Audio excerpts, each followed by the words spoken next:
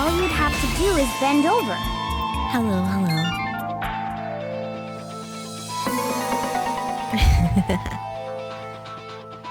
Good morning. Fallout 888 just resubscribed for 15 months. We love you. It's me, I'm here. Wow.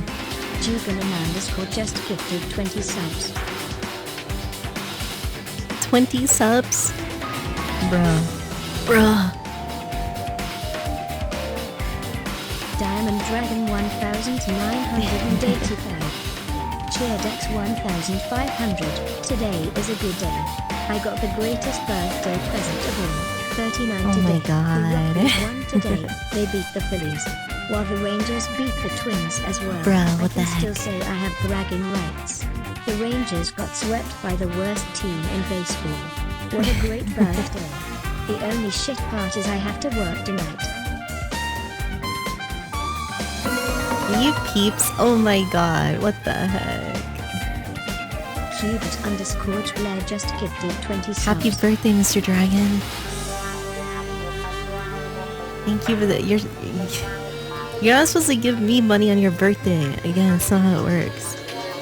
You guys are silly. Also, what the heck, dude? Oh, jeez. Cubit, 20 gift subs. And Jugo Man, also 20 gift subs. Jeez, man. Syllabus of Cheerdex 500. Let me turn this down a bit. Alright, wow, that's so many subs.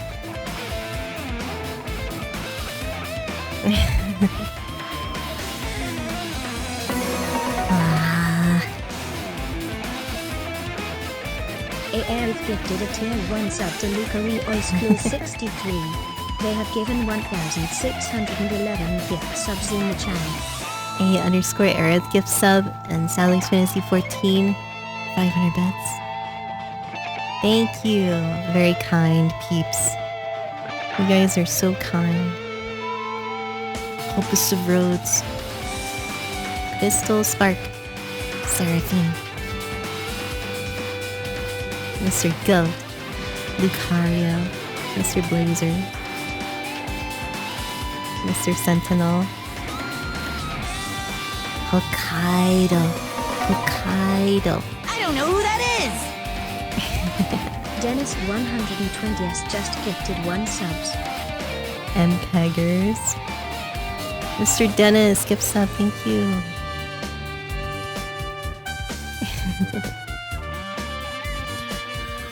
Marcelo, Jugo Man, Zakat, the 4th. French John, Mr. Daryl. Mr. Match, Fallout, thank you for the resub, Fallout. Prime resub.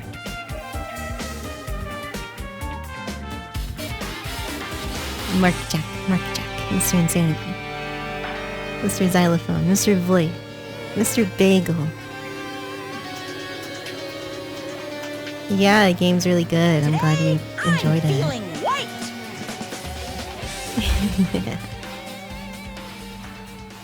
Snowy Eye Spirits.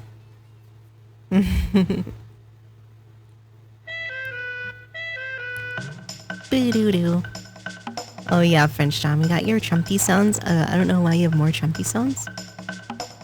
But thank you. I'll add them later. I don't know when. Mr. Goat.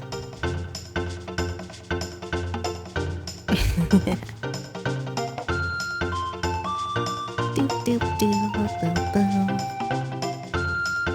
I am here. Wow. Hi, it's me. I'm tired. Very tired.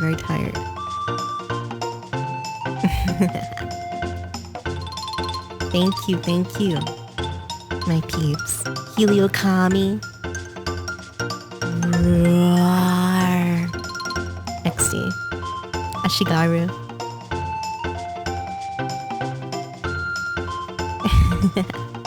Guilty of being cute.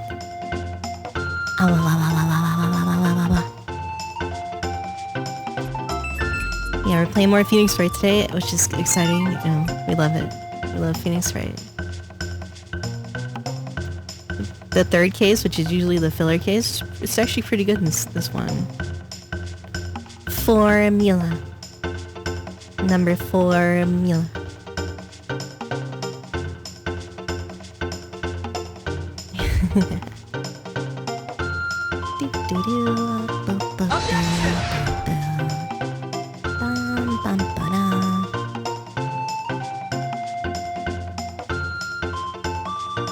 Wow.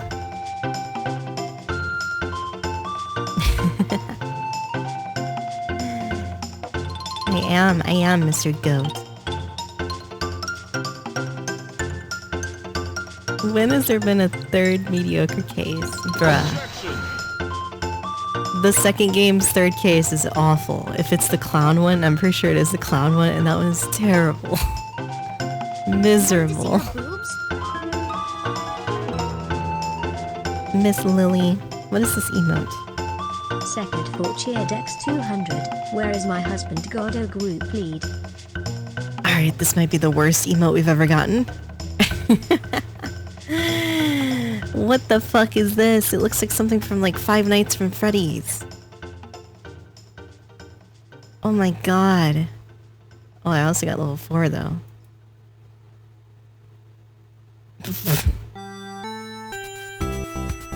Inflation. Darkest of Skew. Razor. Setcad.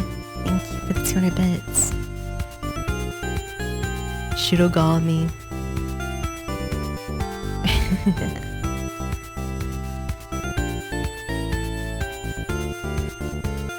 Wow. Behold this. Guru grab. Ah.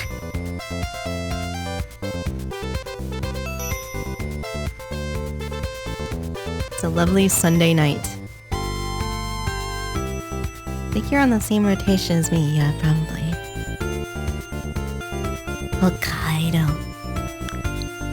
Up. No, we're not playing Xenoblade Chronicles 3.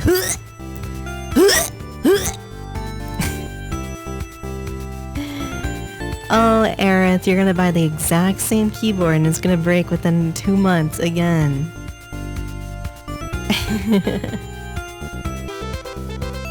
Yeah, it's like 97, it was like 96, like right before. Why did you buy it? Exactly, that's what I'm telling you, like, you don't need to be buying the same shitty keyboard that keeps breaking. It's clearly gonna keep doing that. You're wasting so much money, girl. It gets good 40 hours in. Yeah, of course it does.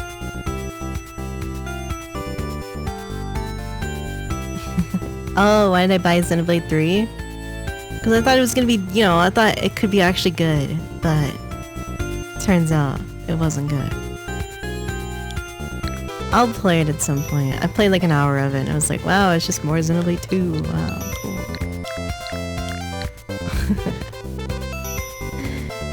Mr. Alchemy.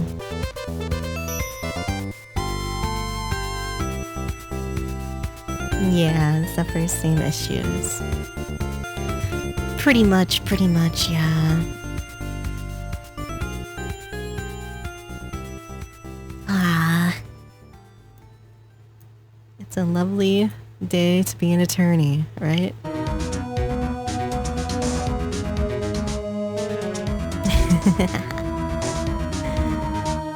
Gaming time!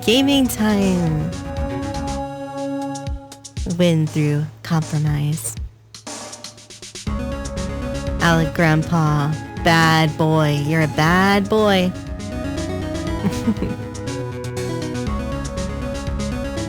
Sad lady. Yeah, goth lady.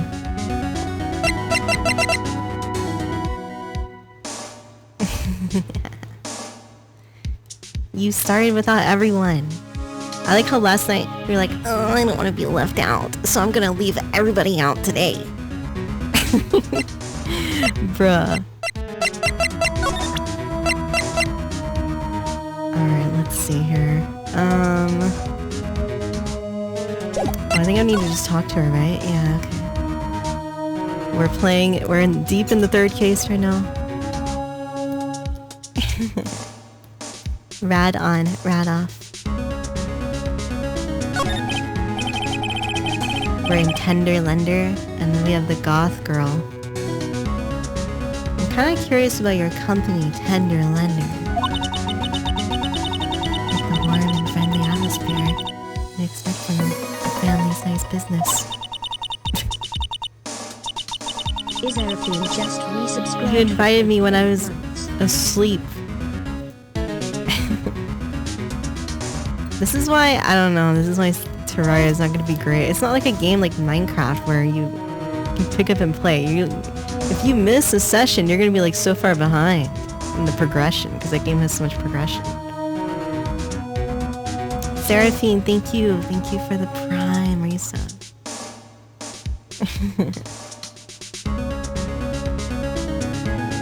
A conscientious rate of interest. Attractive repayment policy. Why do I get the feeling this sentence is not going to end well? Terraria does have guns. We will tenderly lend you that little bit of extra. You're a tender lender. Things are a bit tight for Wright and Co at the moment, aren't they? I mean, there's that $500 you owe me from the card game, for starters. Why don't you take out a loan? Would I like to take out a loan from a place like this? Not so much.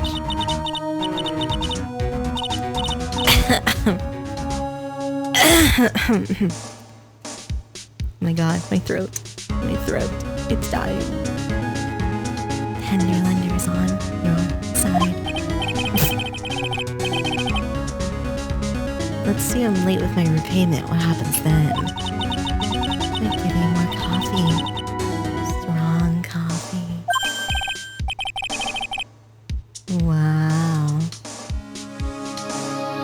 I think I'd rather skip town. By the way, chat, is the stream okay? Am I okay? Audiobook, audiobook.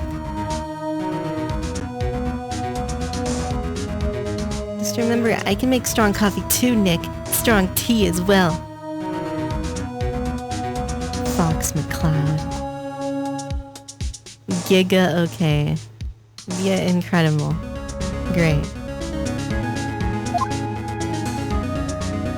Mr. Tenor, Mr. Tenor.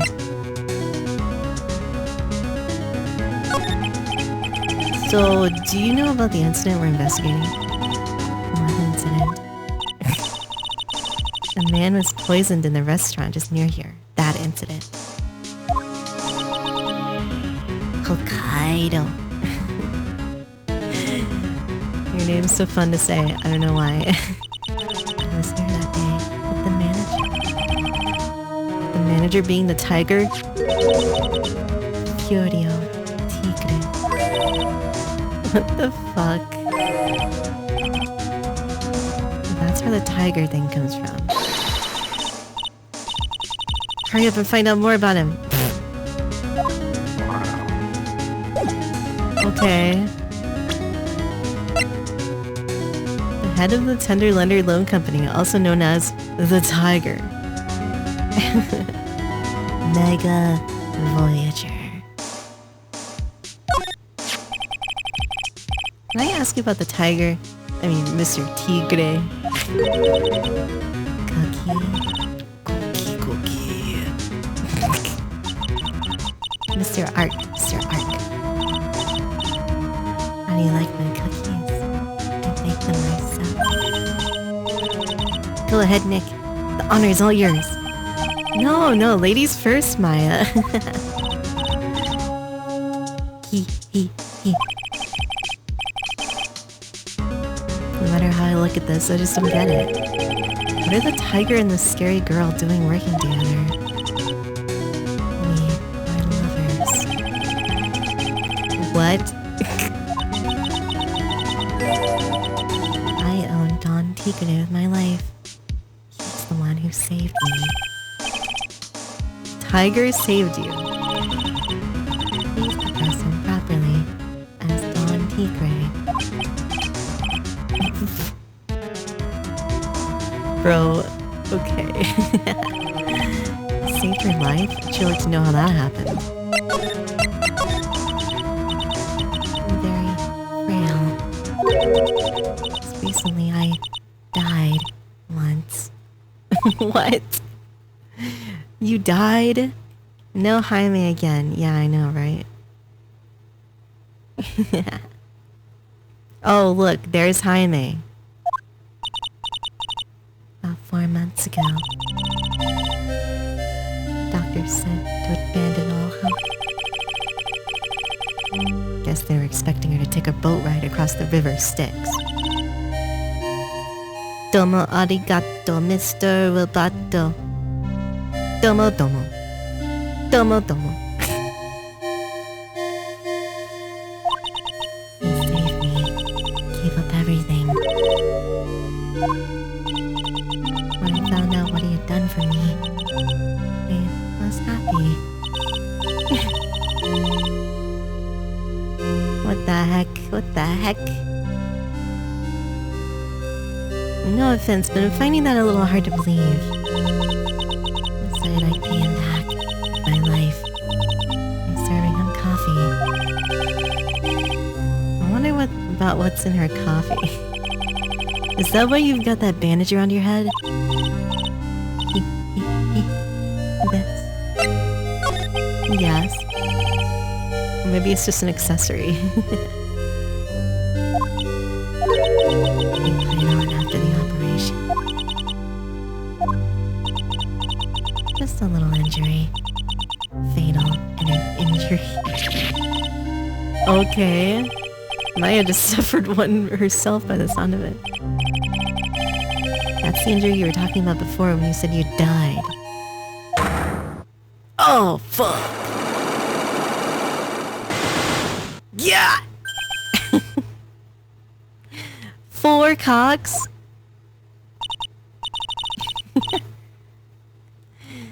She really creeps me out, Nick.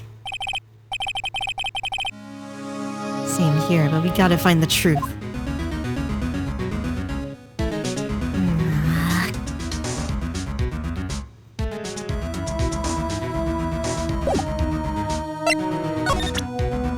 Represent more things. Possibly part of the staff at Tender Lender? A thoroughly bitter person. Age question mark question mark. Tell me about yourself. More coffee. I'm so thirsty. I don't think she'll really... Well, I mean... What do you think about the victim?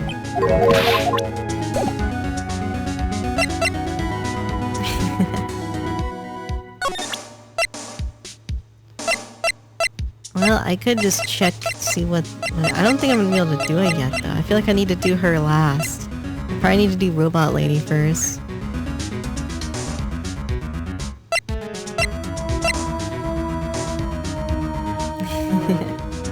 TK. Let me explore first a little bit.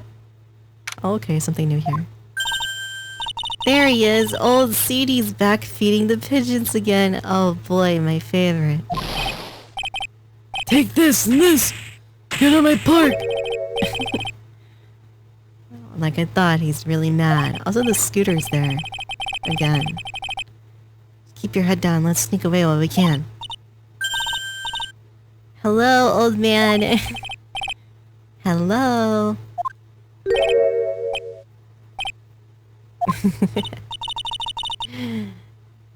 Hey, he just turned his back on us.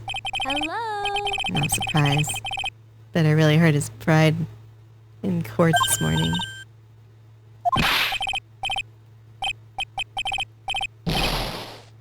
The pigeon song. Look, we really need to talk to you, alright? Out with the demons, in with good fortune! Seeds, shell splinters. Painful. Sad. I always knew you were a demon. No, Maya's not a demon. Bread guy, bread guy. Maya pout, still not a thing. sorry about what happened in court earlier today.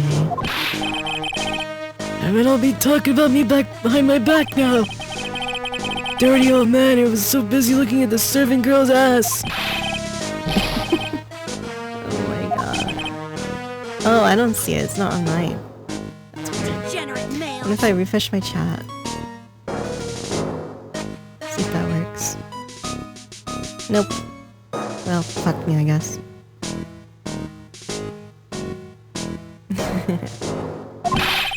You listen to me, boy? I don't care what you say. Saw that waitress, put it in! Wait, what? Give me a grab? Put some white powder in that young lad's Giovacchino. Yeah, but that's definitely Violetta, or Violetta. I don't know how you say it. Mr. Mouse, it's not even it's not even me, it's the game. Chunky monkey. Another thing, the young layabout is wearing an earpiece! On the same side! Well, okay, but that doesn't make sense. I made a little mistake about the vase, so what?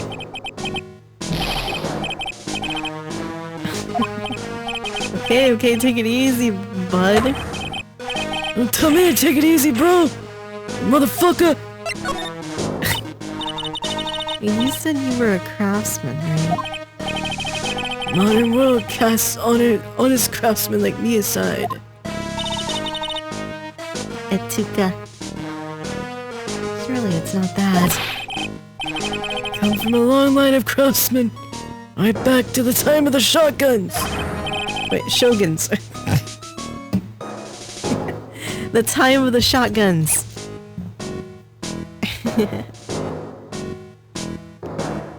I didn't become an embroiderer, I was born one!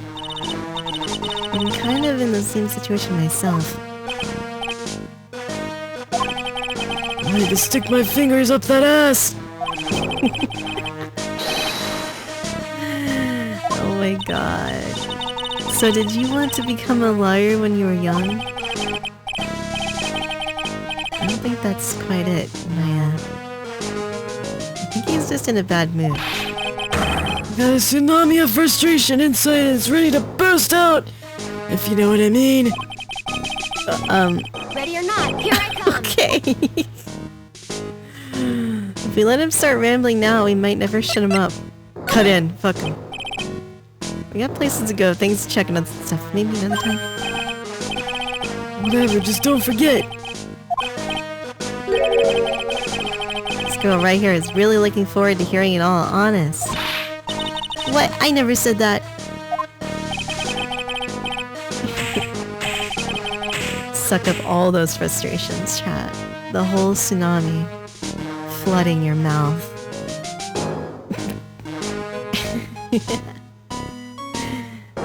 Bring this along with you. It's covered in seeds. A discount coupon for a burger? You really want someone to grumble at, huh? Although it is a burger joint.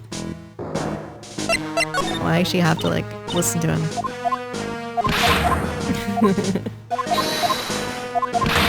Alright, let's get the tsunami. Suck it up.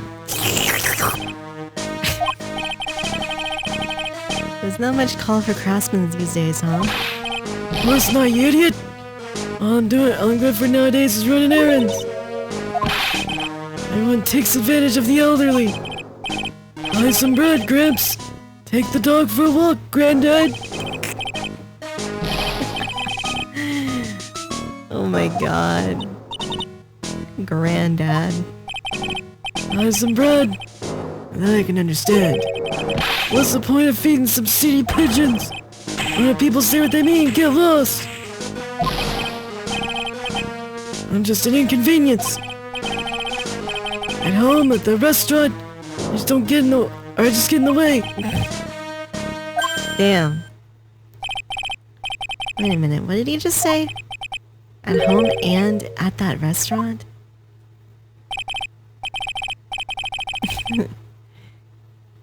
Hold up, by restaurant? Are you talking about Très Bien? Did you get asked to run an errand there too? Yes, I did. very day that young bro was poisoned. What? Nani? Mr. Blasto. Hi. The day of the incident, what were you asked to do? Yes, boy. I'll tell you what I was asked to do. All of a sudden, that young lad slept over. The servant girl collapsed, and I'm so fucked up, you know? So I kinda... you've seen the movie?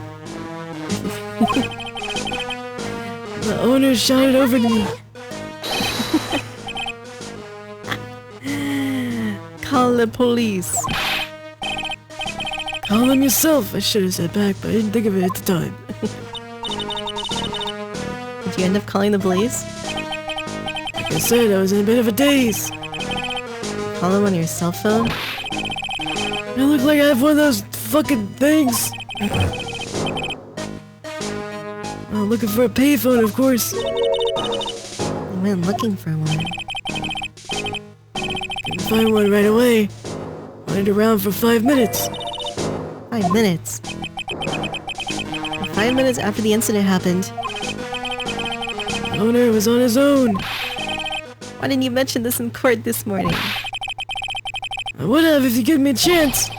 Bro, we gave you so many chances. Oh my god.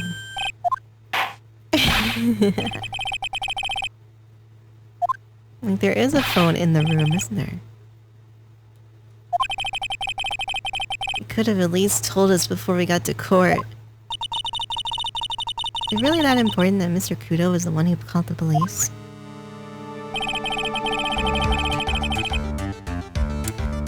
What's important is the unaccounted time before the police arrived. The victim was dead, and Maggie was unconscious. It leaves that woman, I mean the man, alone in the restaurant. Mr. Kudo might have been chased out on the place on purpose. Maybe a certain someone didn't want him in the restaurant. Oh, sure, you go ahead and say I was in the way as usual. Oh my god, this guy is all about pigeons.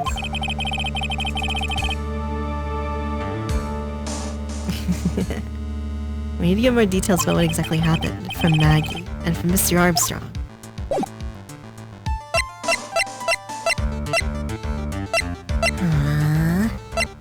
Okay. Okay. I don't think I really have much to present to him.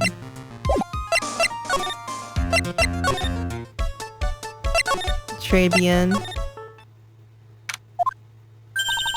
Looks like Mr. Armstrong's out again.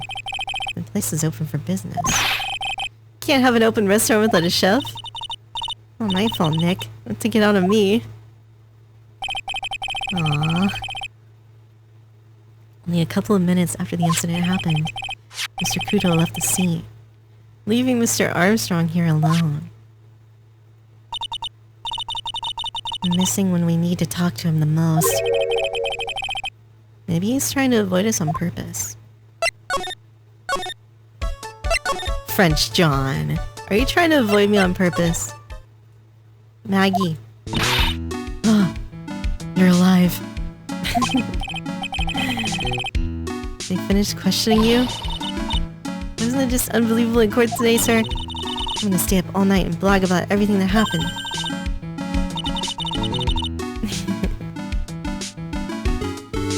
It's pretty touch and go in there. Yeah, they totally nailed that old man. Well, he was all over the place with his testimony. He's not the only one. Everyone else's testimonies don't match up either. Not with what I remember of the incident, anyway. Is it possible she is the one that misremembering things? Sad music.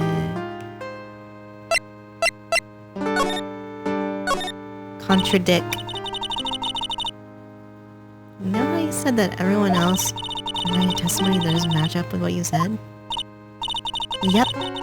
There are just so many things that don't seem to add up. The biggest contradiction is the other guy I saw at the victim's table. He was the one who slipped something into the victim's coffee. I'm sure it was him. Seriously?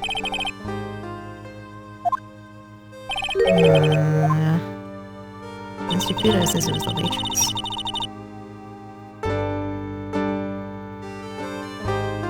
You really think it was this disappearing man?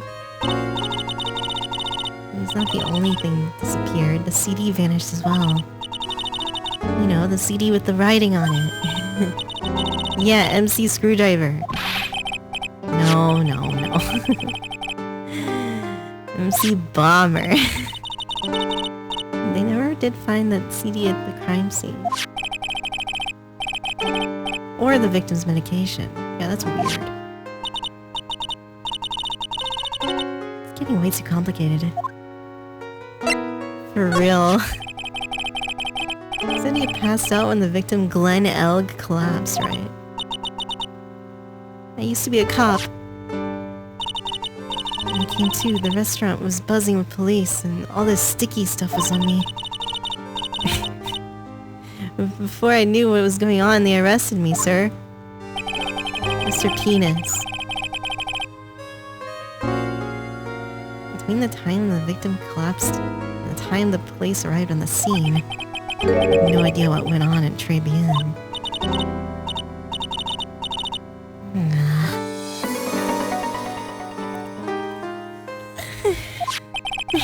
Killigrab just resubscribed for 37 months. The culprit must be the Texan shotgun era Oji-san who's waiting to unleash him. Tsunami, tell him Nagi. Thank you, Mr. Crab. Thank you. Tier 3. Poggers. Poggers.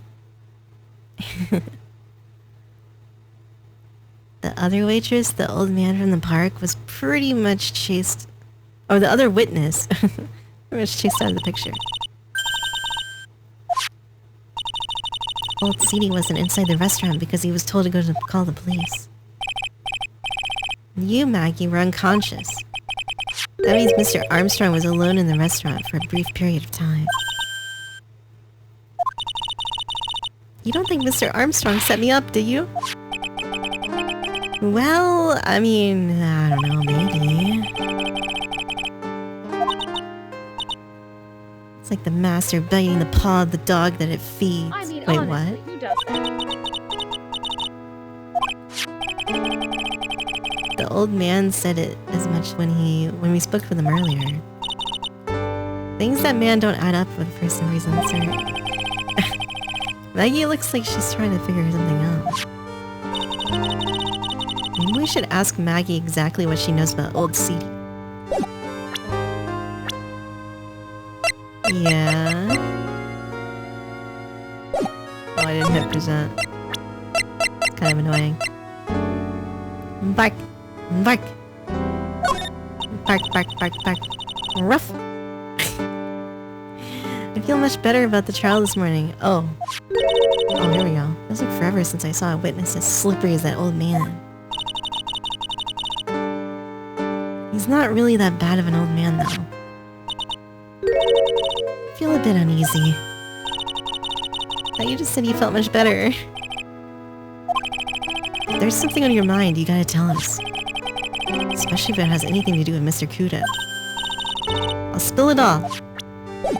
Okay. Gum, shoe, sauce. Oh yeah, we need to give her the lunch. That's right. Is there anything about Mr. Kudo's testimony that stood out as odd to you? Actually, yes. The fact that he was even testifying to begin with doesn't quite... When I took the coffee over to the victim's table, it's true there was another customer in the restaurant. I can't really say it was an old man. Okay, then how about calling him a really old middle-aged man? No, age isn't the issue. The other customer was a woman. I love this music.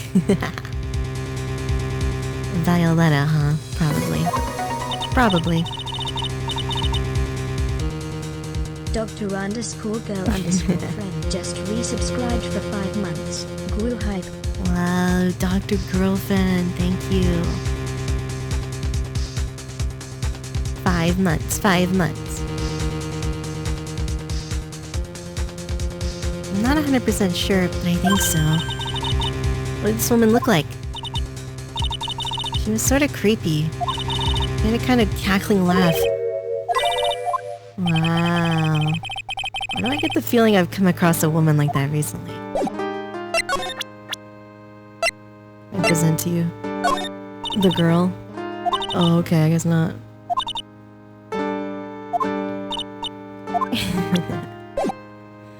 Well, I will give you the lunch. Oh my god. I got something you're gonna love.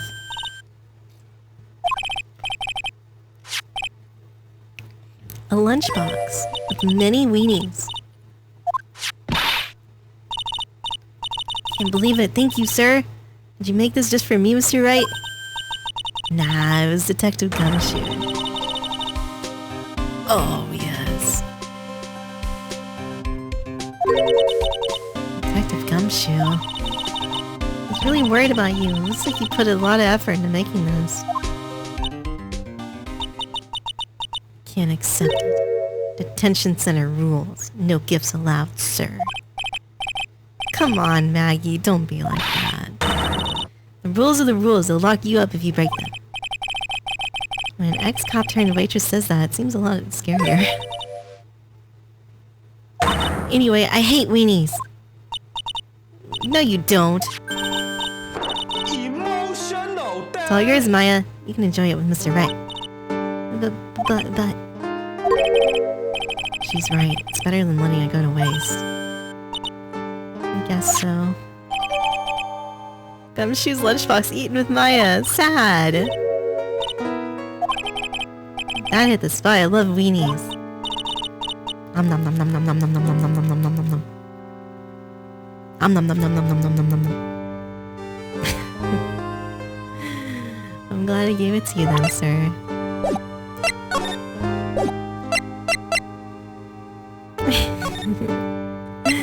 Well, the main server just went up in smoke. Why the heck isn't the press conference set up yet? Superintendent's here already.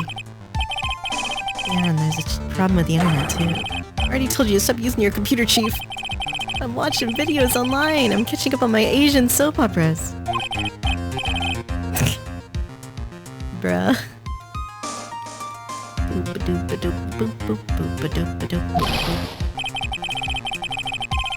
There's been some young guy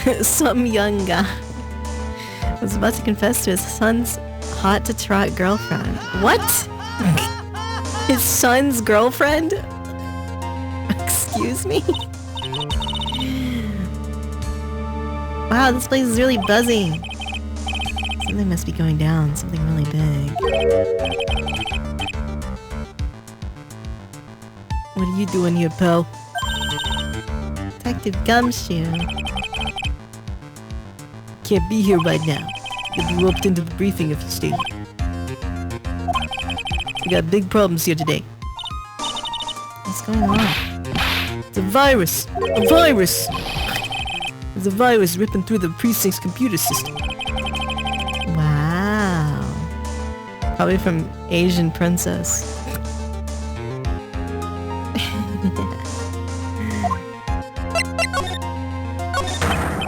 Okay, I'm gonna say this once, so listen up. No matter how poor you get, never borrow money from a place like this.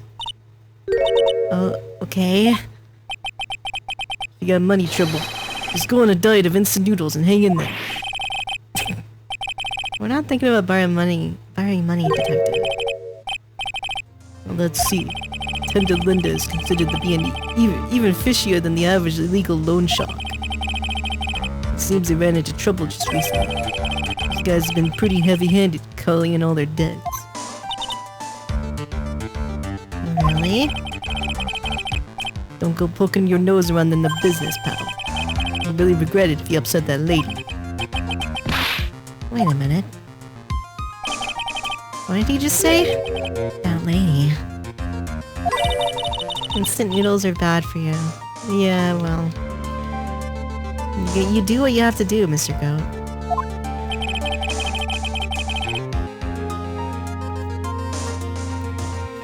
We better find out what the story is with this lady.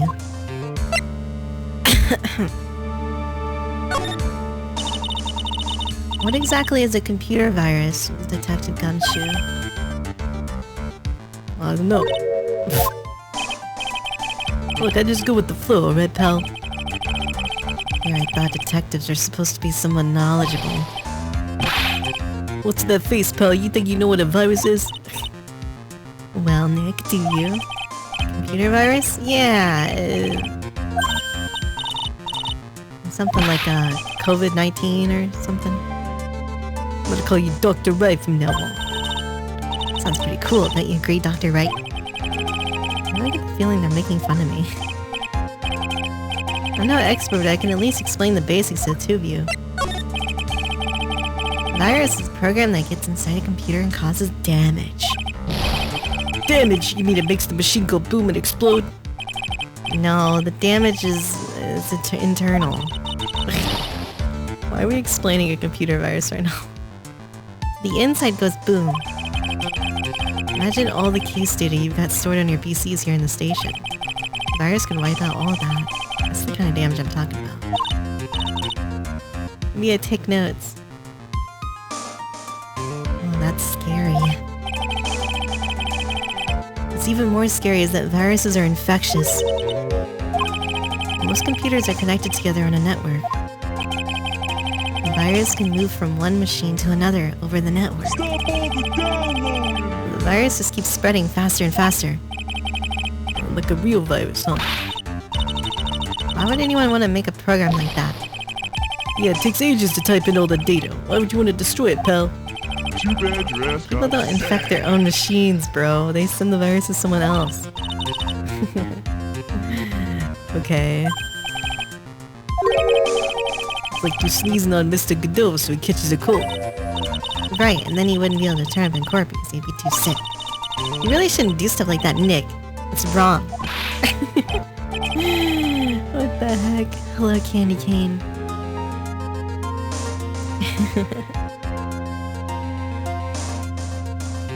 When and why did the conversation jump to talking about me? That's what a computer virus is, a bad program that causes damage. All the different viruses have names, right? I kind of feel like I've heard the name of the virus we caught somewhere before. The name of the virus, huh?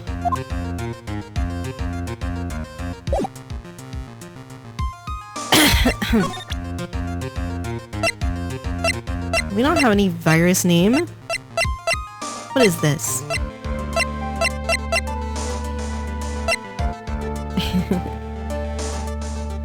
The badge! The badge is the virus. Tell me about Violetta.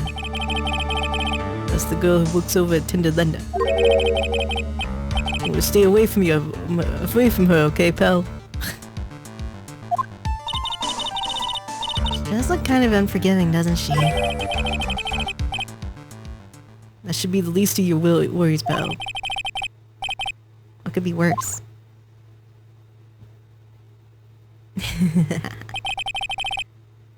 Viola Cadaverini. Viola. She's the only granddaughter of Bruto Cadaverini. Bruto. You know who that is, Nick? Never heard of it. The boss of the Cadaverini family. That's one scary sounding name. Is this like mafia shit? What the hell? Yakuza? Yakuza. They're way too powerful for the police. You're thinking of taking them on, aren't you? I don't remember ever saying I was gonna do that. Better get some more info out of the gumshoe about this family. I'm not sure if I really want to get involved in this, but who are the cadaverinis? Viola. You're a cop and you're scared? What's that about? Trust me, it doesn't matter if you're a kid or a cop. These guys are scary. They got some serious clout in the criminal underworld. You can't touch them. They got too much moolah. Moolah? They pretty much control all the cash in the city's black market. Oh my god, dude. Mafia princess. No one stands up to Bruto Cadaverini.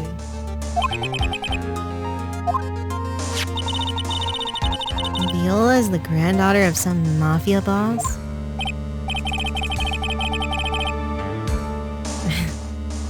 Everyone knows how much Bruto loves this little girl. She means everything to him. How did she end up a tender lender? I don't know, pal. I heard she and the boss of Tender Lender are pretty tight. Tight. So tight. Sounds like a pretty important clue. Tell me about the boss of Tender Lender. This guy? The tiger. Is he famous? Oh, Jesus! Scary sound effect. This guy's not a loan shark, you know, he's a big lone cat. Don't pay him back, and you better say your prayers, because he'll eat you alive. You're shaking, detective. Like a leaf. Just, you know, kinda on the edge at the moment, if you know what I mean.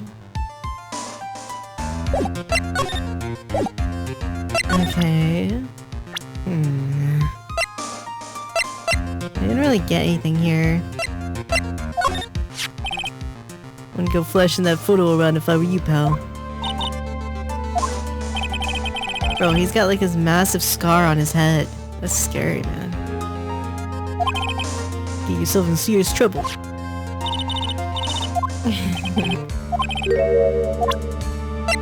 Okay, okay. What do you know about computers? That lady is the boss of Blue Screens Inc., pal. Figure she's clean, she's got nothing to hide. Seemed kinda like a doll to me. In a good way and a bad way. What? Okay. I don't think...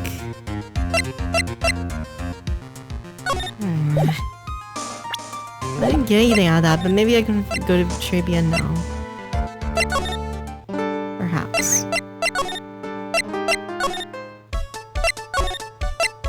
Are you here yet? No? Fuck. Ugh.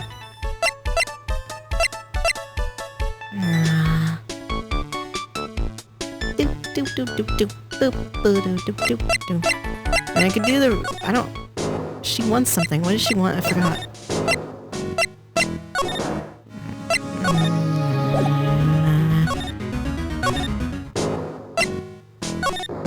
Well, let me, fuck it, let's see what you have.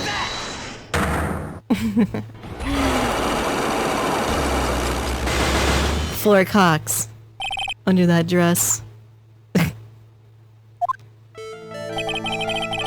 You said that bandage around your head was from an operation.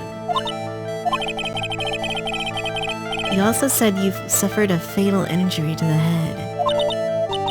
Yes, the operation was very difficult, apparently. Hurt very badly somewhere.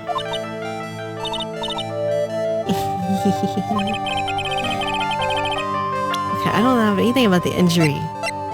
That's what I thought. I don't have anything for this shit. 4 Cox. Oh man. Are we stuck? Are we stuck? I don't know if we're stuck or not. Hold on. You might?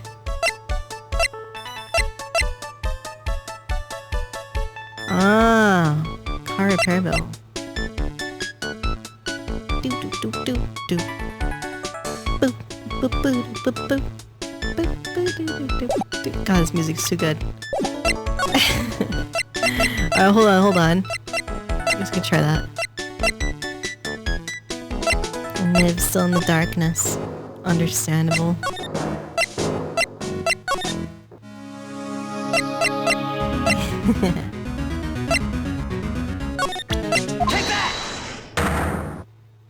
Go to jail. Go to jail.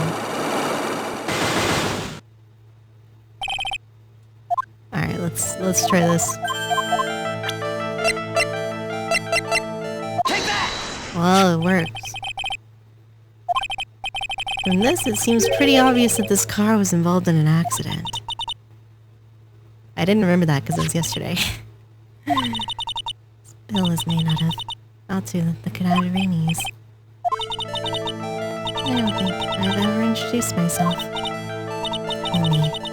What do the Cadaverinis have to do with me? Something tells me she's not about to say hi and introduce herself. The relationship with the Cadaverinis is very strong, and this is why. I mean, I guess it...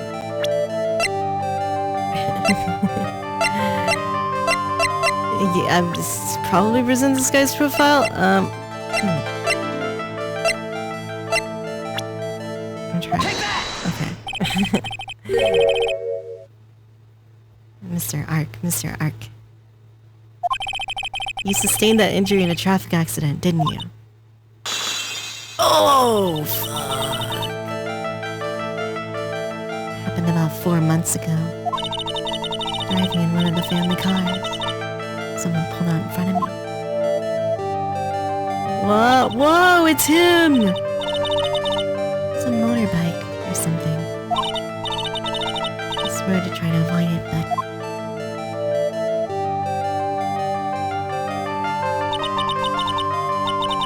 took a blow to the head. Yeah, I can imagine. So that's what's fucked up about you. What happened to the person on the bike? I'm guessing they didn't get away with injuring the Viola Cadaverini. I don't know what happened to them. They ran away. They'd say I'd have... Is it possible? Could the person who committed the hit and run have been... the tiger? He was the cause of your accident. It wasn't Don Tigre. I refuse to believe it. Oh, fuck. 2 down. Silex Fantasy 14. You collided the motorcycle in my car. Don Tigre wasn't injured at all. It was the tiger who caused Viola to crash. I can feel it. I can feel it. Focus. This power. Plus, one of her locks just broke. One of her cogs. Sorry, Miss Cadaverini. I have proof that the tiger was involved in a traffic accident on his bike.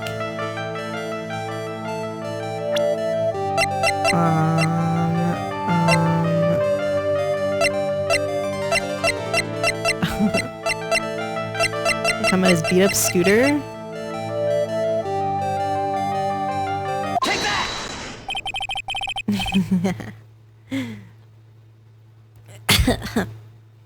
It's not exactly a motorbike, but Mr. Tiger rides around on a scooter, doesn't he? You'll notice that the front wheel guard is badly damaged. Miss Cadaverini, you know the truth, don't you?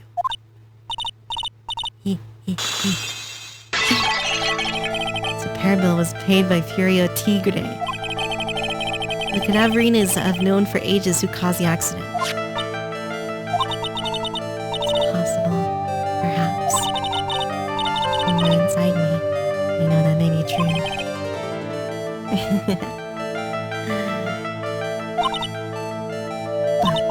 But Don Tigre still saved my life. The operation was very complicated, very expensive. How much are we talking? Very, very, very expensive. 500,000, perhaps. seems kind of hesitant about giving me an actual figure. Anyway, it was the tiger who paid for it, right? After I recovered, Don Tigre told me that he paid for the operation because he cared about me. I believe him. Well, he probably just did that so he didn't get shot by the mafia. You want to know what I think? I think the reason he paid for the operation wasn't because of you, but someone else. It's probably the mafia boss guy. Take that! Perhaps I shouldn't be saying this, but your grandfather, Bruto, controls a lot of dubious cash, right? And you are his beloved pride and joy. Sure, I don't know exactly how much the operation cost, but if you weren't the granddaughter of Mr. Cadaverini, do you think Mr. Tigre would have paid the money? $1 million. Oh my god! Shattered. $1 million! 4 months ago, I was in a traffic accident. When I woke up, they told me it was nothing serious. A simple procedure. What? I thought it was fatal. I guess if she recovered in 4 months, it couldn't have been too big. Said the operation cost $1 million. $1 million bucks! My grandfather ordered Don Tigre to pay $1 million in compensation. Compensation, huh? It's underworld lingo for paying money to settle a score. Pay or get into some serious trouble. $1 million bucks? This has to be related to our poisoning case. I wanted to believe him. I wanted to trust what Don Tigre said. He said it had nothing to do with my grandfather. I wanted to believe he helped him out because he cared about me. Or because he cared about me. Whoa! Do you sob? I know that wasn't really true. Wow, I'm so sorry. What he did to get the money was evil. He said it was all for me. Sorry. We helped him. Wow. Take these. What are those? I'm Bruto's daughter. Granddaughter. You had to pay compensation. It's been an offer you simply couldn't refuse. Viola's medical papers. Cranial surgery. Yes. I feel so bad for Viola. It's inexcusable. Huh? The two things that I consider inexcusable. Poisoning and betrayal. Only a coward would hurt people using either of these tactics. Okay. What about the other way people hurt each other?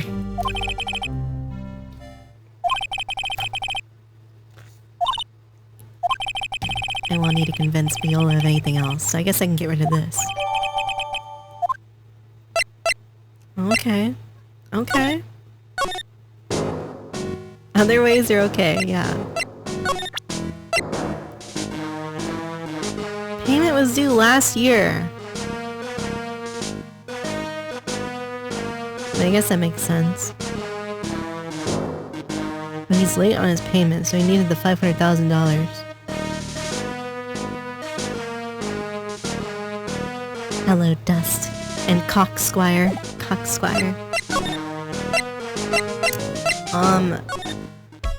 Well, let's see. Are you here now? No. Well, fuck you, French John. Only thing I can think of is to go to blue screens, but, just make sure. Yeah.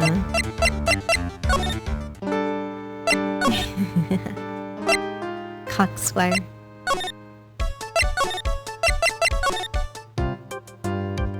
The robot. Robo boobs. On screen, chat. Robo boobs. I don't really have... Do I have stuff for this? I don't know, dude. I guess I have to, because there's nothing else here. What's the scatter say about the cock level? It's over 2! How about you tell me what kind of trouble Mr. Elg was in? I'm sorry, sir, but we do deal with troubleshooting here. Perhaps you'd like to speak to someone in customer service. What is she talking about? I guess I'd better just take a shot and see where it gets me. Miss Basil, let me ask you something. Did Mr. Elg's trouble have something to do with this? Oh, okay.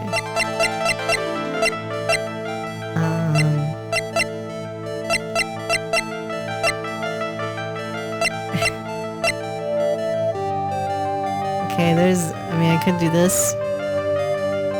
Or his gambling addiction, or... I'm not sure, actually.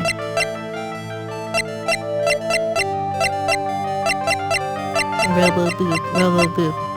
Over 500!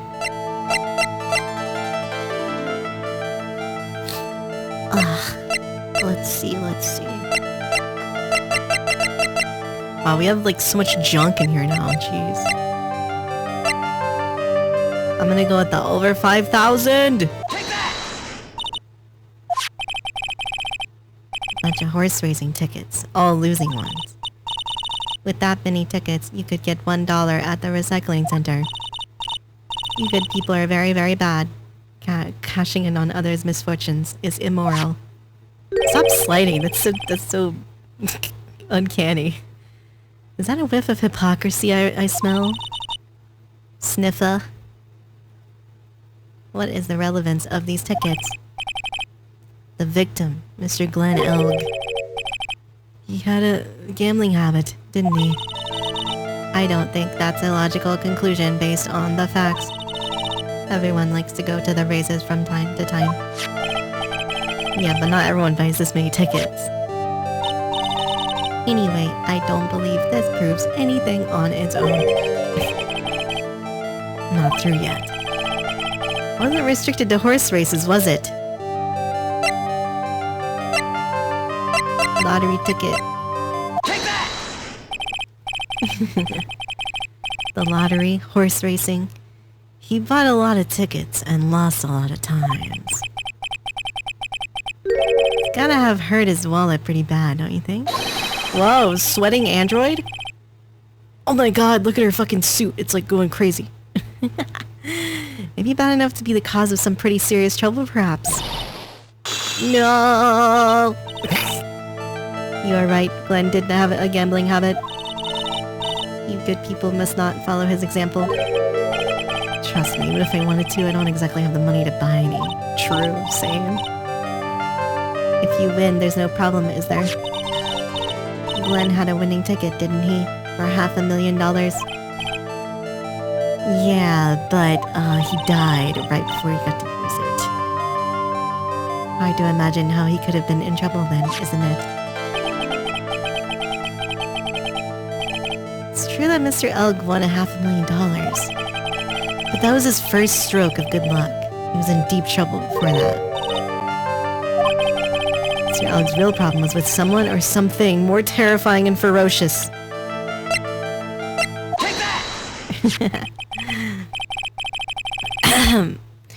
The boss of a loan office called Tender Lender. Tender Lender. People with businesses should think harder before naming their offices. I like that name, actually. It's Tendy, like chicken tendies. Our firm is doing very, very well at the moment. I don't think we need to borrow money. I mean, Mr. Elg. You think Glenn had something to do with this Furio Tigre? Yes. I don't know any connection between the two of them. I've got proof that Mr. Elg and the tiger knew each other.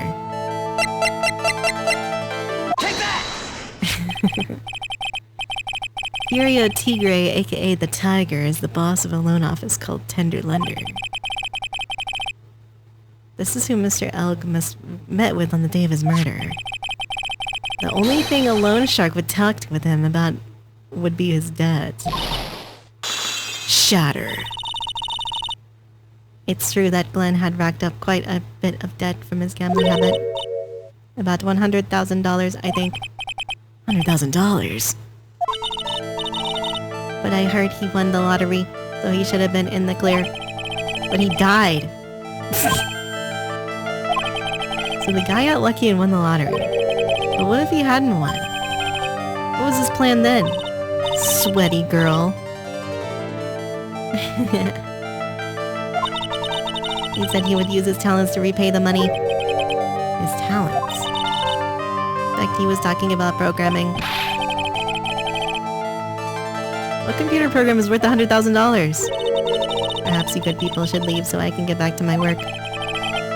So close to cracking her. The program in question, was it by any chance this? Oh, I don't know actually. I mean, it could be Miss MC Bomber.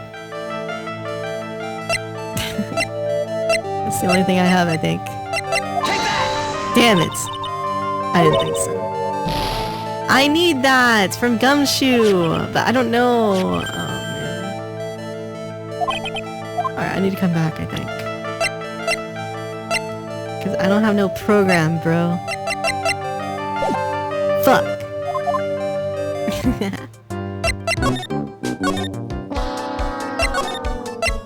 I knew it. I knew it. Almost. Almost. Is that with you, MC Bomber? No? The stupid name, I remember now. Wait, what? Don't just nod to yourself and keep me in the dark, Nick. It's okay, Maya. You don't have to cry about it. What was happening? Name scribbled on the spoils paper and written on the CD. That's the name of the virus. Oh my god, it was right, but... It was right, but I didn't have it... the right thing yet, I guess. The virus that's just infected every computer in the station, pal, is MC Bomber. Did you miss any more details? Bruh. Sequence break. We already knew about the MC Bomber virus from a while back. A group of criminals issued a series of demands to the head honchos and law enforcement. They threatened to release the virus if the demands weren't met. Some hotshots from criminal underworld, be my guess. Now the virus has been released. It's in every computer in every public office in the city. Everyone's going nuts. They're hopping around like they're dancing in a carnival. All this stuff with criminals and viruses. It almost feels like we're in a sci-fi movie. Apparently the programmer who made the virus was a real genius or something. Focus right now is on tracing the route of the virus in the black market. Someone put this virus up for sale? Because this one's so powerful, estimating its price tag was in the millions of dollars, pal. Wow.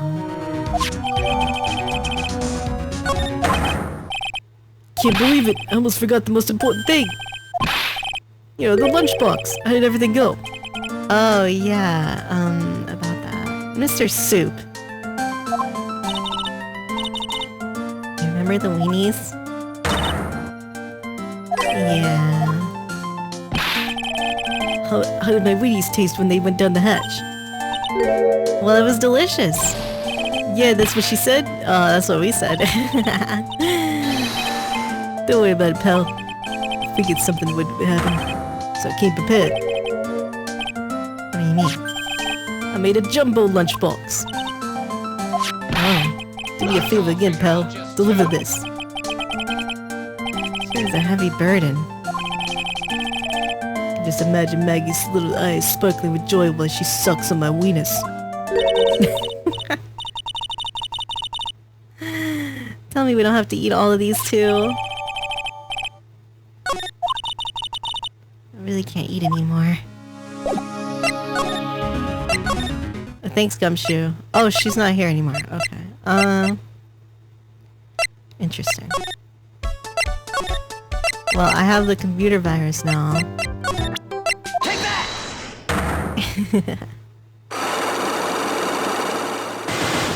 Now I have to go through all this junk again, though. It's kind of dumb how it doesn't save.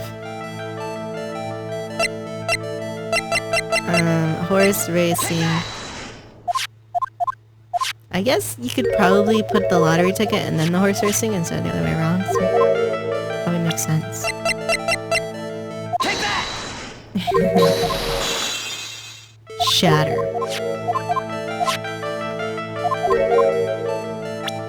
Ferocious. Take that! The tiger. That guy is scary though.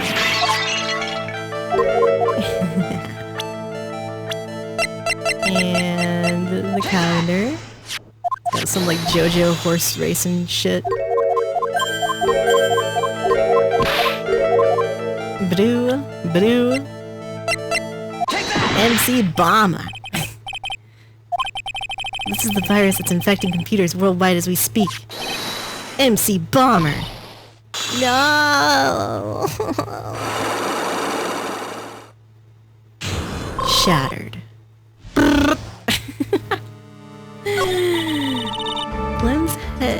Glenn's head had more processing power than any computer, but it had been infected with a gambling virus. Glenn was in too deep. He was in debt. $100,000 in debt, not easy amount to repay. Said he was taking on some extra work, something a bit risky. Maybe he was going to become a waitress. Where did he come up with these ideas? Oh, Maya's sad. Safe to say Mr. Elg was the creator of this virus. The MC Bomber virus. It was a work of genius in a bad sort of way, of course. Something like that would probably fetch several $1 million. Inconceivable. Gumshoe was right for a change. This date, December 3rd, that is marked on his calendar. That was his deadline for paying his debts. Potentially worth millions of dollars. Guess we won't be needing these horse race tickets anymore. Throw him back on the floor. Fuck him. Just litter the floor. Use the trash can, Nick. Bro. That's pretty funny.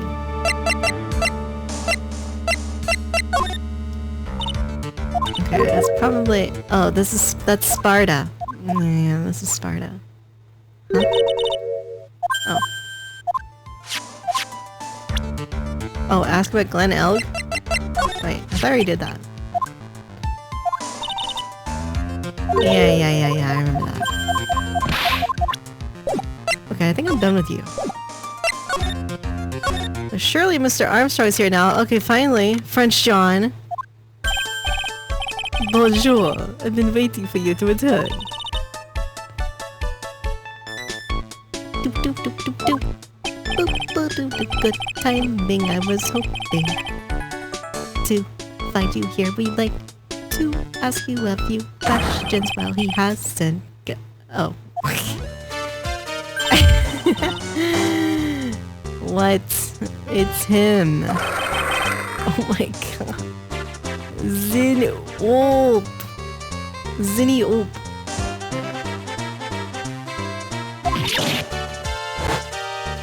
What? Come out from under the table already, Maya. Okay, hand it over. You just wanna play games with me? I don't recommend that. The medical papers now. I think he wants Viola Cadaverini's papers back. The $1 million medical papers? Miss Cadaverina trusted you. That's why she said that she helped you. Whoa, he's looking so pissed. Forget about it. That girl's dumber than an eggplant. You wanna know what's said? I'll tell you what's said. It ain't only her face. She thinks she's got power because she's Bruto's little girl. Now that's sad. I can't let you have these papers. Tomorrow in court, I'm going to expose what you did to get the $1 million. You crazy or something? I don't care if you want to give it to me or not. There's two of us here. You got that? Two.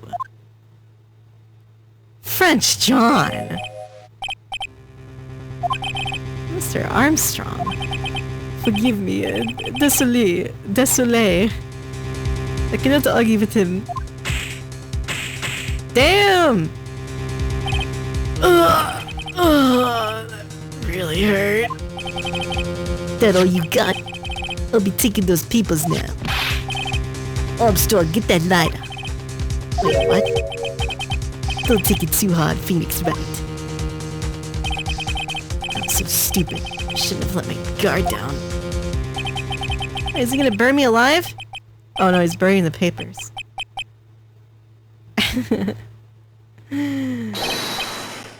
Hold it, pal. Oh, fuck!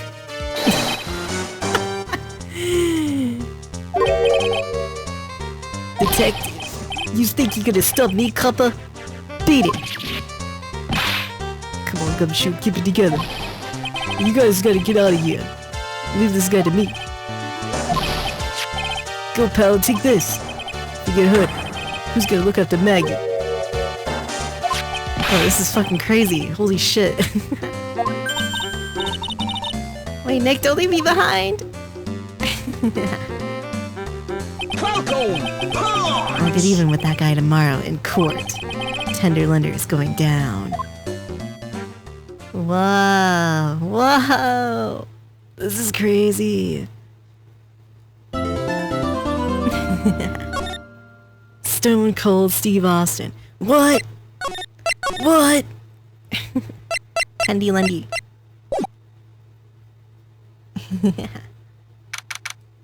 January 8th. Good morning, Mr. Wright. Good morning.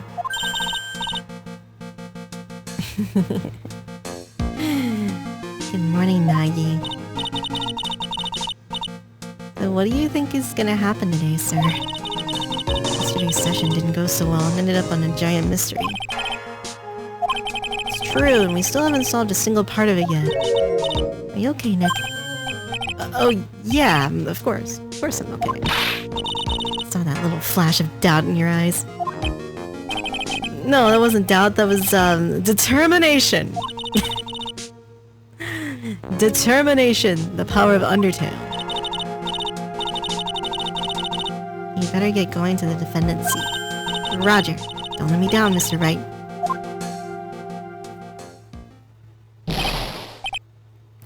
Hey, pal. Hey, Detective Gumshoe. Quit stressing Maggie out. She doesn't need that. How'd you know she was stressed? I was watching through the doorway.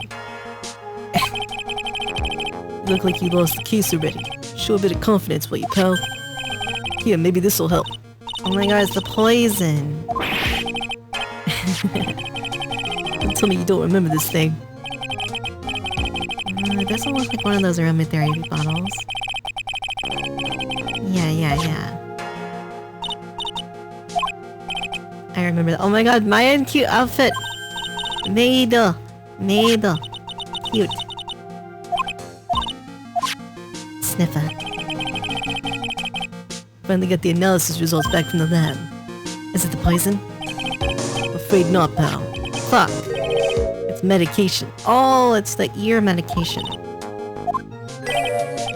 Yeah, for ears, topical use only, apparently. Oh, so he just stole it because he's like a kleptomaniac, bro. The medication Glenn Elg was using for his ruptured eardrum. What was Glenn Elg's ear medicine doing in the kitchen? Covered in unidentified fingerprints. What about the unidentified fingerprints? Someone screwed up, so they only had time to analyze the contents of the bottle. Another hour and they might have gotten something on the prints, but... It's gonna weaken its impact as a piece of evidence. Okay, pal, this is it. Make sure your defense is impregnable. Nice trial. I'm gonna expose that guy for what he's done. My name isn't Phoenix Wright. Yo, here we go, here we go. The defense is ready. Ready and waiting as always, Your Honor. Naruhodo, Naruhodo. I remember Naruhodo. We get underway at once. Yesterday we heard the testimony of Mr. Victor Kuda. I am to witness the defendant's ass. The mark on the rim of the cup shows that the victim drank from with his right hand. According to the old man's testimony, he picked it up with his left hand. Thank you, Mr. Goodell. The victim was listening to the radio with an earpiece in his left ear, yet the victim's left eardrum was ruptured. It's amazing how many contradictions in a single case can have, huh, Nick?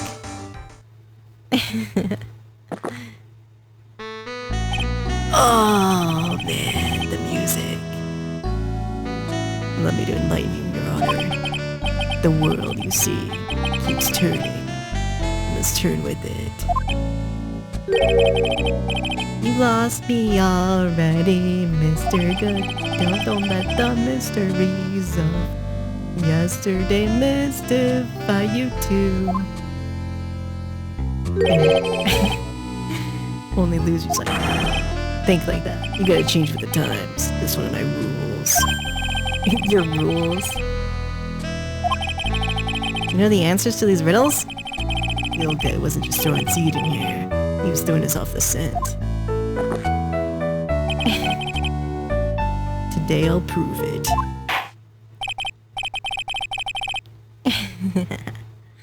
Let the first witness take the stand. Oh boy. Bonjour, everyone. I am French Jean, the owner of head chef of La Tribulations restaurant. Oh my god! Yeah! Damn, girl. Forgive me for asking, witness, but are you a woman? As you can see, I'm the pert and perky gentleman. On the day of the incident, you were in Trabian's kitchen. Isn't that right? Chaos rose. What? Everything feels right.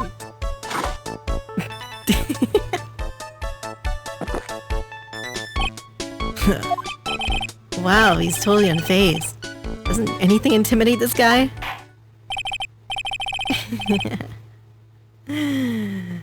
Your testimony, please, witness. Please tell the court what happened that day at Tribune. We volunteers. Volunteers! Okay. When it all happened, there was 2 customers in my restaurant. I remember I was experimenting with the new art decor. Like having a large mirror between the tables, for example. Mirror? Oui, perhaps that is what the old man was looking at. La cup, la earpiece, and la glasses. You would have seen them everything in reverse. What the fuck? This is like completely new. The most enormous mirror. Yeah! And suddenly the mystery disappears. Like I said, the world keeps turning, so roll with it. That would explain the coffee cup and the earpiece. The mirror would have made everything appear back to front. The heck, it's way too early in the morning for this to be happening to me. Preach, Phoenix. Way too early in the morning right now.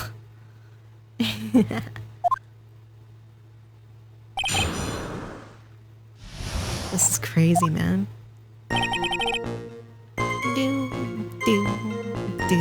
Hold it! Who were the 2 customers? Mace, of course. La young man who died. Ah, yes, Mace.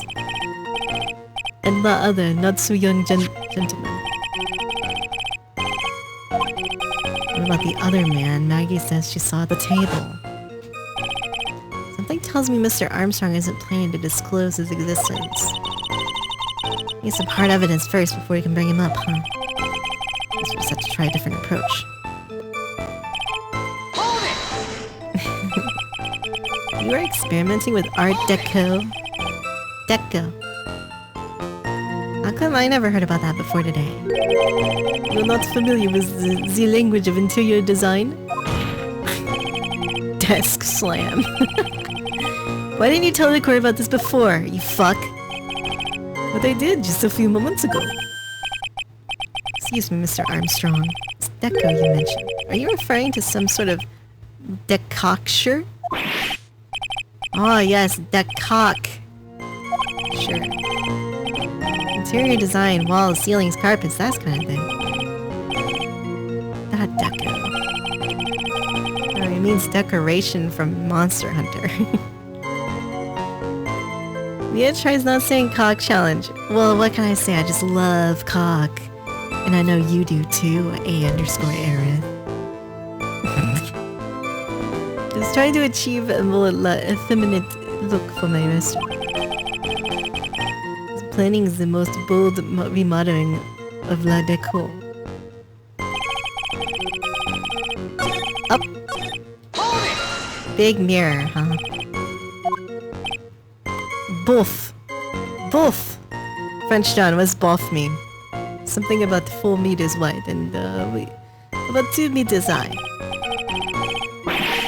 1 meter is about 1 yard. Holy glass in a frame.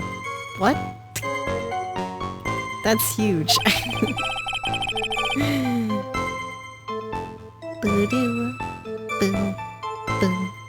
It was intended to install it on the ceiling. The ceiling? Is there a mirror on the ceiling? I don't remember. Mace. I decided not to go through with it in the end. Press harder. You really had such a large mirror in the restaurant, someone would have noticed it. There's nothing about a mirror in Mr. Kudo's or Maggie Bird's testimony. But... Objection! You didn't ask, Trite. You've only yourself to blame for such sloppy work. What? The mirror was delivered to Tribia the day before the incident. Really? Mr. Armstrong testified he was carrying out some design changes. As it turned out, he didn't actually use the mirror in the end. Doesn't add up. Even if a mirror was delivered to Tribia, it doesn't prove that it was in the restaurant on the day of the crime. Ha! You want to doubt someone? Trite. Look in the mirror. Sure, the person looking back at you will be dubious enough. Damn. Oh, he's so cool and hot.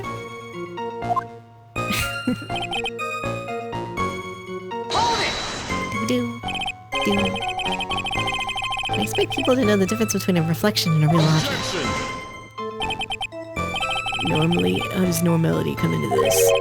That's lame, Trite. Even for you. That's lame. Are you trying to say that if something isn't normal, it isn't possible? Where does that leave the porky-headed lawyer and that top-knot chick? And the ungodly cool guy with the mask over here? Well tried. Ungodly cool guy with the mask. I do not have a top knot. Lack of normality is no basis for discounting an argument. Oh my god. You would have seen everything in reverse? Hey Nick, we should take a second and think about what old CD said in his testimony.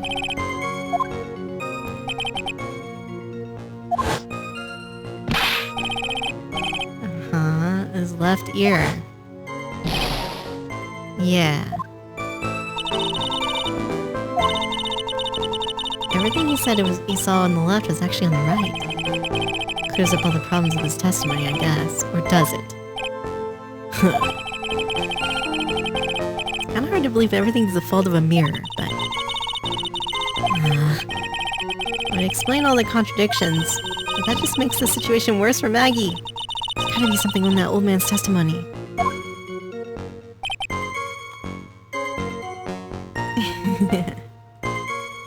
Blabadil, blabadil.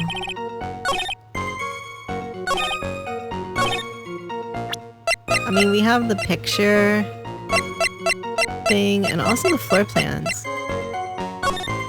There ain't no mirror here, bro. What is this? I don't know if the picture would be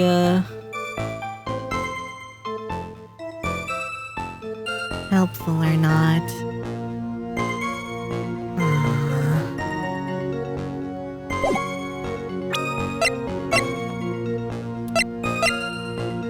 Floor plans.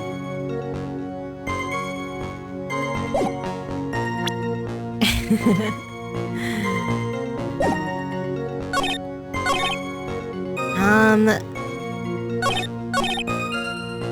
feel like it's floor plans, maybe, but I don't know. I'm not really confident on this one.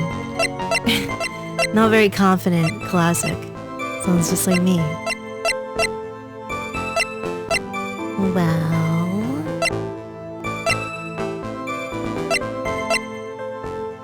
Wear a mirror. Google mirror. I'm just gonna try it, I guess. It was not right. It was not right, man. Fuck. Come on, man. What the fuck?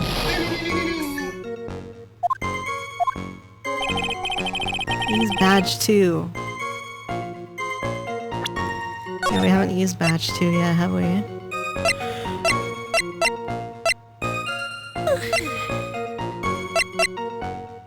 Wait, where are we at? Oh, here. Wait, what? Part 4-1. Okay.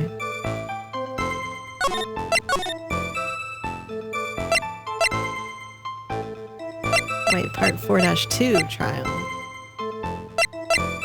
Oh, I was saving on the wrong thing. Wait, what? Yeah, I was saving the wrong thing, but whatever, it's fine. Ray Mook. Super Metroid Charles.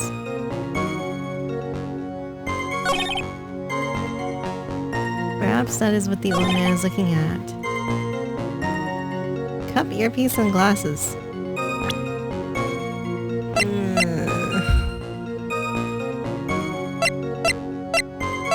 Wait, it's the first one, man. I'm getting wrecked. Yeah, Super Metroid Charles. I finish my games I play.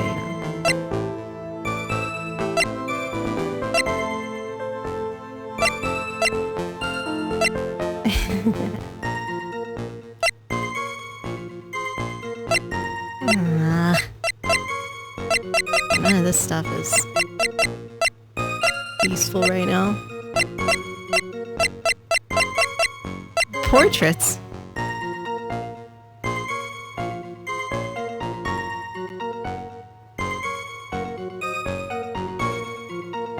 So wait, they're saying, okay, what are they saying here with this mirror thing?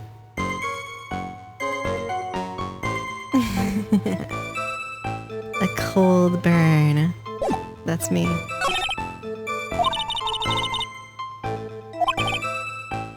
Explain all the contradictions in his testimony. No. Let me... try some of this again.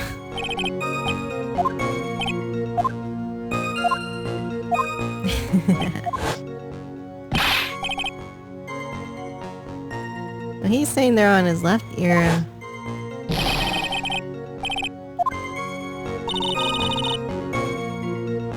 But if it's reflected in the mirror, it would look like it's on his right ear.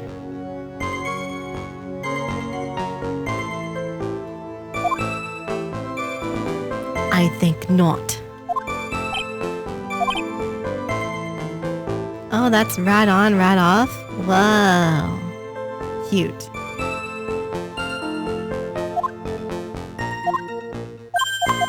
Okay. Okay. It has to be, I mean, whoever said portraits gave me a big hint, I guess. It has to be this, right? Or what? Well, I don't know. Do you present like his testimony? Well, I don't think you present testimony. There we go. Coffee cup, the earpiece, and the HMD. Let's think back over Mr. Kudo's testimony for a second, shall we? Yeah. Left ear. We were told both the HMD and the earpiece were on the left side.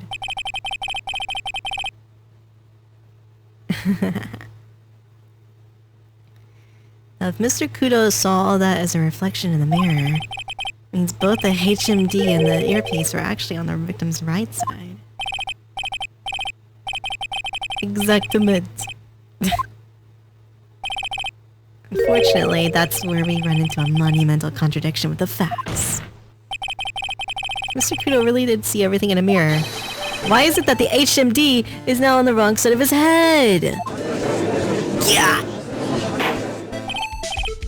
Level 1000. The witness genuinely observed the victim reflected in a mirror.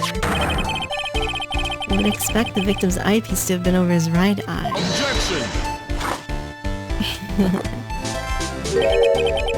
Oh my god! Try it, you should have a taste of this bitterness. It'll calm you down in no time. Are we talking about your coffee or something completely different? You don't understand the way the witness thinks. What? Remember this, I presume. I broke the vase. The old man has one very grievous habit, other than throwing seeds. The more of an impression something makes, the more muddled his mind makes it. What's the most striking thing about Mr. Elk? Clearly it's the scouter on his face. Mr. Elk's HMD made a big impression on the old man.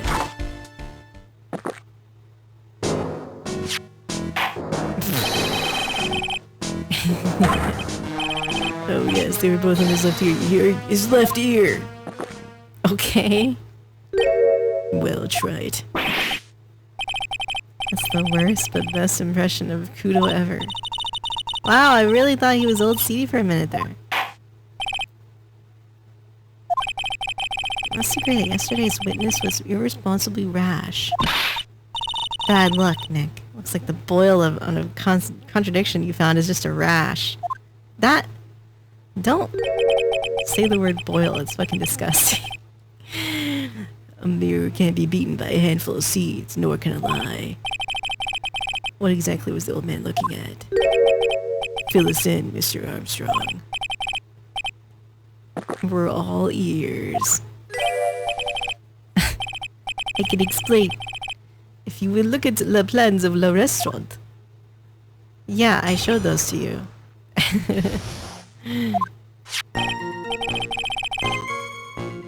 Allures! Allures! Is everyone sitting comfortably?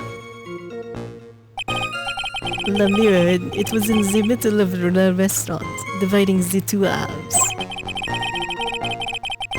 There was only one seat from which you could have seen an image of the victim. Okay, so we're going with some reflection geometry here. That was the seat at the table next to the victims. After the terrible incident occurred, I moved the mirror so it was not in the way. Allures. What does allures mean? Naturally, I did not touch anything else. Oh yeah, of course. I don't know about that, buddy. See no problems with the explanation we've just heard. On the table next to the victims, Mr. Kudo could have seen the victim in the mirror.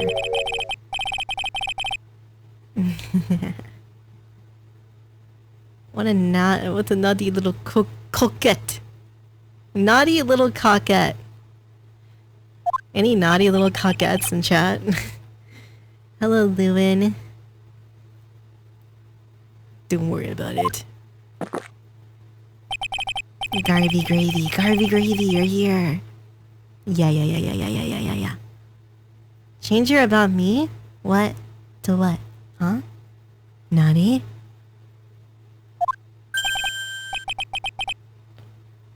I hate that guy. I didn't even see what he said, because I was distracted. He said he didn't touch anything else apart from the mirror. Are you quite sure about that? Volunteers! Of course. Very well, Mr. Wright. Your cross-examination, if you please. Well, you'll have to remind me after stream, Aerith. Of _A.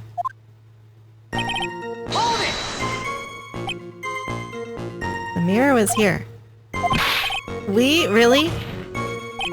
Because I know if I were you, I wouldn't have put a mirror there. It would be in the way. Look who's talking, Wright. You're obstructing my view, among other things. But, this is my seat in the courtroom! Tribulations' charm is that it gives you the impression that you're the only customer. Temporarily placing a mirror in that spot would hardly be in the way. Unlike you, Wright. Mr. Salty. I tell you, the mirror was there, in the middle of the restaurant. Achievements, yes. Not touched anything else, but he did. He touched the medicine, but we don't have the fingerprints, so I don't know if I should present that, or I don't know. I'm not sure. Look how you lean towards me. I always attract the younger boys. Maybe I should keep you in suspense a little longer. French John, stop flirting. I attract the older ones too, you know. Shall I tease you too with my massive chest?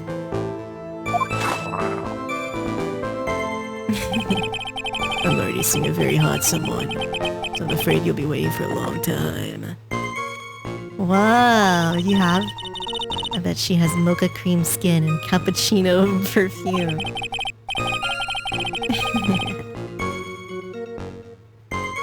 I will tell you, there was only one seat from which you could have seen. Uh-huh.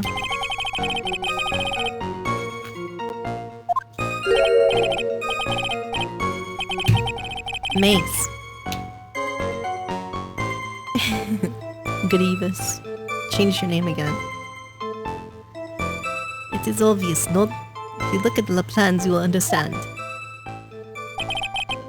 The victim would have been reflected in the mirror. Yeah, that's the seat old Sadie was sitting in.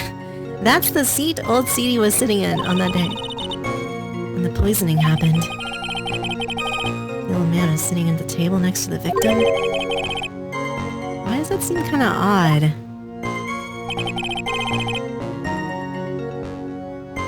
Mace means butt. Nice mace!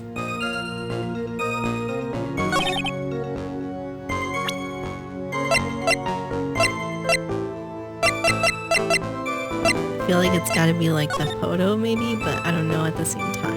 I don't know, man.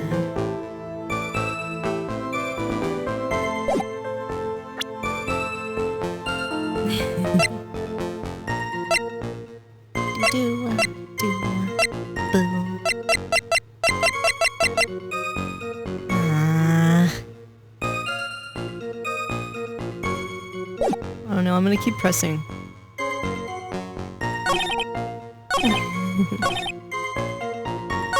Did I press this one already? I don't remember. Oh, okay, yeah. Good. Mace. There's more maces. Did you move the mirror while Mr. Kudo was off calling the police? Exactamente. I carried it out of the restaurant then. I don't understand how you can't notice a huge ass mirror, bro. What can I say? I know how to pick things up. And some. Kudo actually laughed at something. What the heck? Given the witness's physique, I suppose it's possible. Did you move anything else from the crime scene? Oh well. I look like the obliging type. Are you sure about that? There's nothing except La Mirror. Is there something the witness has said that doesn't match the crime scene? Yeah, there is. I just can't put my finger on what exactly. Suffering from a case of heartburn, Wright. I have just the thing for that. An oil with golden myrrh and Frankenstein's stains. A few drops of coffee. Add a few drops to your coffee and voila. Enjoy. Pretty strange though, isn't it? Nobody mentioned anything about a really large mirror. I think someone would have, but Maggie didn't, neither did CD. And the explanation is that there was no mirror inside Tribune that day. Gotta prove it somehow. Oh.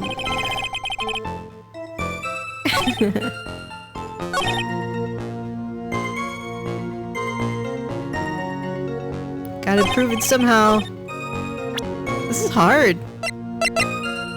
Game's swinging some punches at me right now.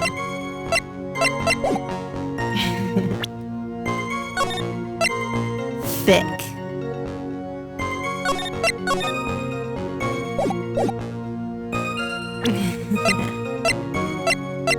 Sports paper, no. Doo doo, boom, boom. Doo doo, doo.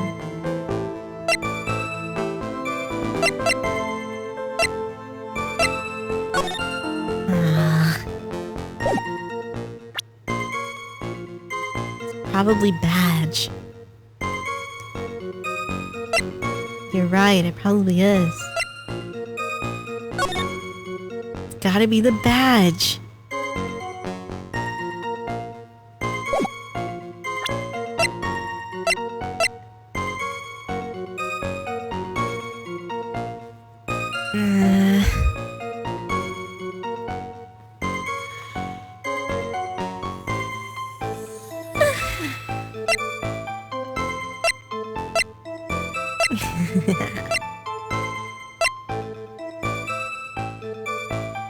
Bag is empty.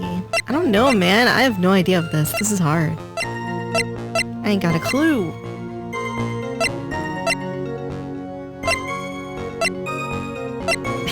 One hint.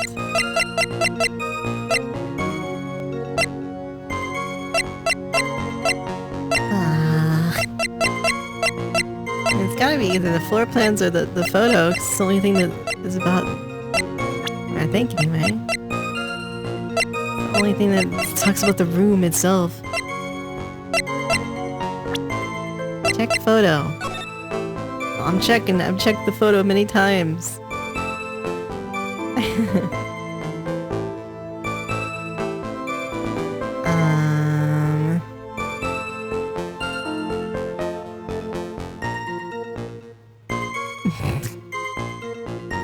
Oh, the vase. He said he broke it. Shouldn't be there. If he was sitting there.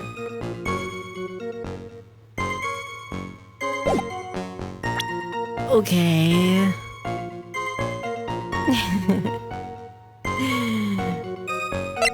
I present the photo there then, or the testimony? Vase. Hokkaido. I'm just gonna do the photo, I guess. Objection! Okay, good. This piece of evidence contradicts with the testimony we've heard. You know, when the music stops, you know you did it right. By the way, that's how I'm like, oh, okay, good. This photo clearly shows something that theoretically should not exist. What on earth do you mean by that, Mr. Wright? Should not exist. Sounds like you're describing yourself, right? God damn. Fuck. If the defense would please clarify its statement. Alright, I'm gonna do the vase. Take that! This is what should not be in the picture. The vase? What possible connection does that have with the witness's testimony? I'm telling you that there should have been no vase on this table. Because it very clearly contradicts the piece of evidence. Take that! Wow. There's one thing that was clearly demonstrated by yesterday's testimony.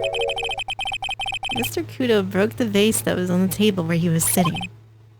And yet, the court can see there is an unbroken vase on the table next to the victim. Mr. Kudo was not, in fact, sitting at the table next to the victim. Objection!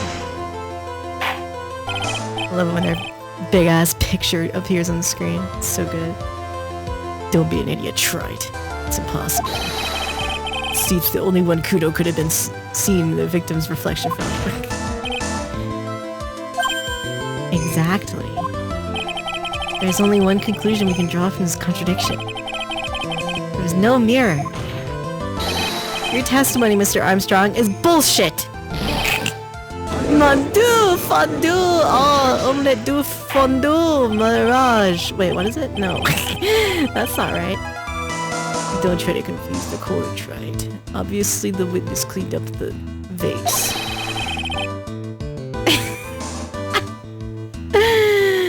Well, the police were taking this time getting to the crimes. Omelette fondue mirage.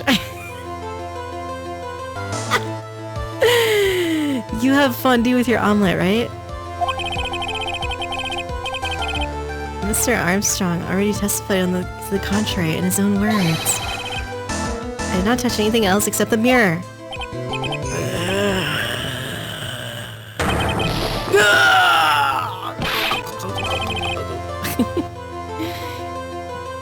Dies of Quinge, indeed.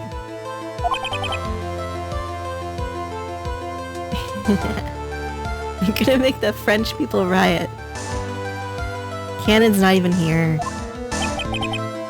Chaos_AK. There was no mirror in the restaurant that day. In light of this revelation, we returned back to the original problem. Damn, this is a new picture, I think. Maybe not. I don't remember it though. You only get one shot in life. There's no turning back. If you want to claim that the mirror wasn't there, try it. This problem is all yours. How do you explain what the old man saw? If I can answer this, then I'll be much closer to the truth. I can feel it. Can you really solve this contradiction, Nick? It's more than just this one contradiction, Maya. Remember what Maggie told us? There was another man.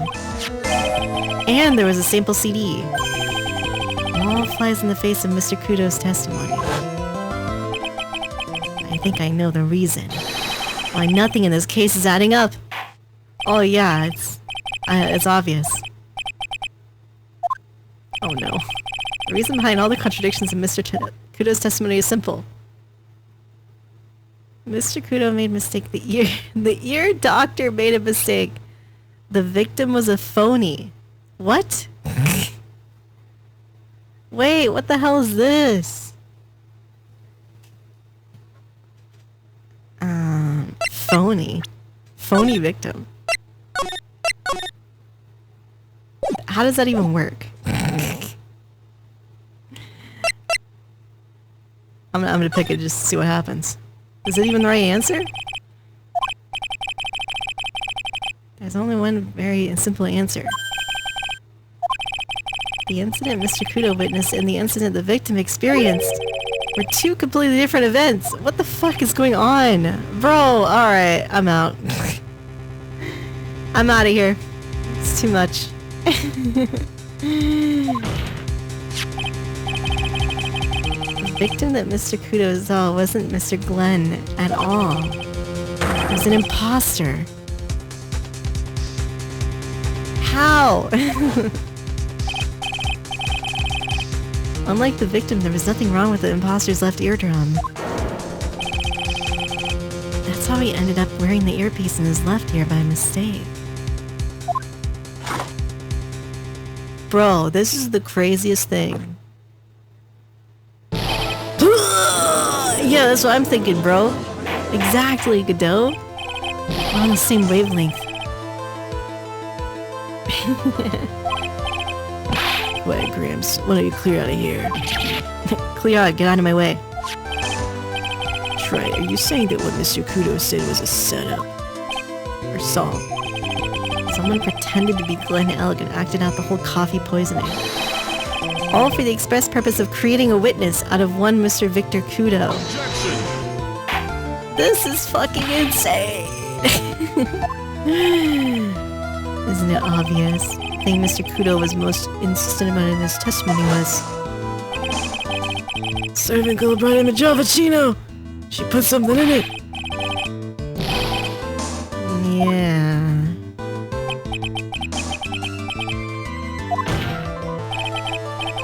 Sammy. Greasy Canadian. There was one and only one reason to show Mr. Kudo this fake poisoning. Show Maggie Bird in the act of poisoning the coffee. Damn straight! You're insinuating that the waitresses in the old man's stories are fake as well. It's true that there were no other customers in the restaurant at the time, but... It's also true that the chef was there, who would have noticed what was happening. Well... Mr. Rhodes. Your restaurant really was the scene of such theatrics. Would have known about it, correct? This is most difficult for me.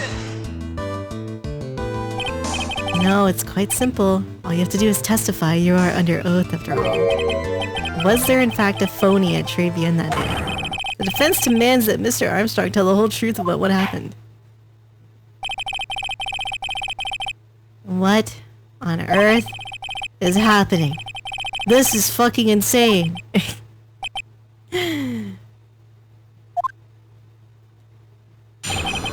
In the restaurant. Do do do do boo doo boo boo. The victim, Monsieur Elg, he came to my restaurant to live. I remember that old man arrived not long after him. There was no other customers. When he got the word he won the lottery, Elg became very excited. It was approximately 5 minutes later that the poisoning incident occurred. As there was no time for phony to do la acting. Mr. Crash. There was no mirror in the restaurant. Je vows demand pardon.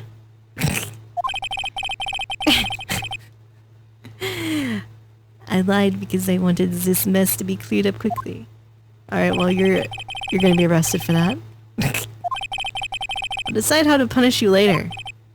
Yes.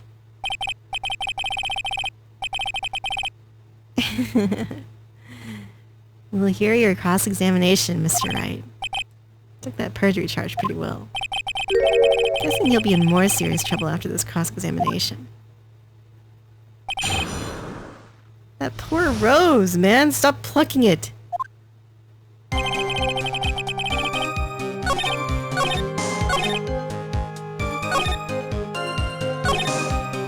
No time for phony... I feel like the time of the lottery thing is gonna be a thing, right? And this? Every Monday.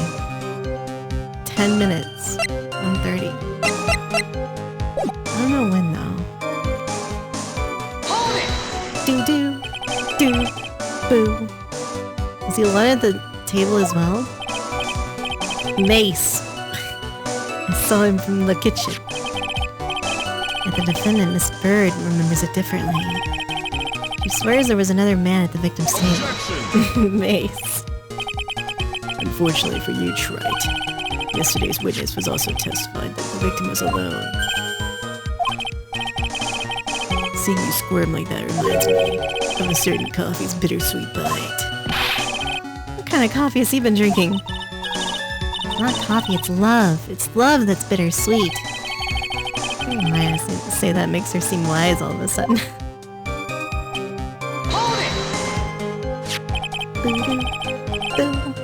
Goo dance. My old man, you mean Victor Kudo, right? He comes often for my special coffee. I drank your coffee once, Mr. Armstrong. It's special, I'll give you that. It's worth a sip just for the experience. You make me so happy, Benzia. You're most welcome at any time.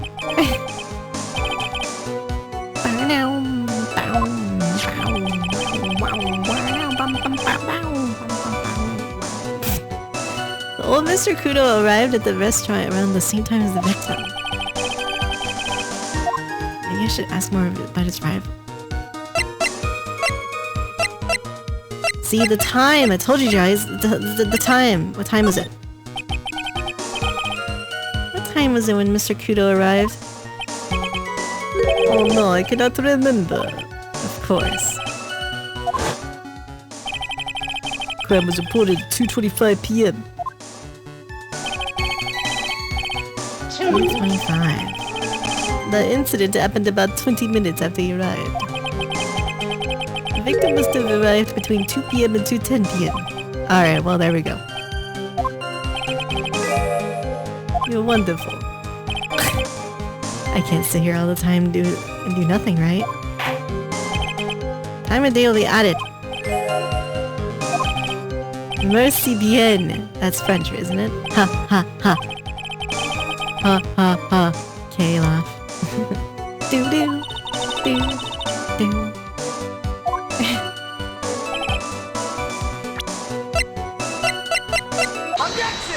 That's too easy, man. Too easy. Finally, I got an easy one. Qua? Koi? The time in question, the victim was listening to the radio and with his earpiece. The show he was listening to was Millionaire Radio. Each week they announced the winning numbers on the $500,000 lottery ticket. That must be La Show. I can't see any problem with this testimony, Mr. Wright. I wonder. Ooh. You say the victim arrived at the restaurant after 2 p.m. I'm sure, but I remember it perfectly now. I know it was that time because I had just finished serving the lunch menu. Get to the point, Wright, if you have one. Tablespoon_ just resubscribed for 6 months. GLHF me. Wow. Thank you, Tablespoon. Prime resub. Tablespoon_. The show is at 1:30. The most thrilling 10 minutes of your life. Supposedly, the victim made some noise when it was announced that he won. And yet, I don't believe his cry of joy could have occurred after 2 p.m. Because the show had already finished more than 30 minutes earlier! No! This victim we've been told about had nothing to do, has done nothing but the impossible. Listening to the radio with a ruptured eardrum, catching a show that was already over. Only one conclusion. This victim was an imposter, acting out the poisoning 30 minutes after the real murder. This is fucking insane! Who's gonna be the imposter? There were 2 Glen Elves. The real Glen Elf, now dead, having been poisoned by the real killer. And the phony one acting out the events for Mr. Kudo to witness.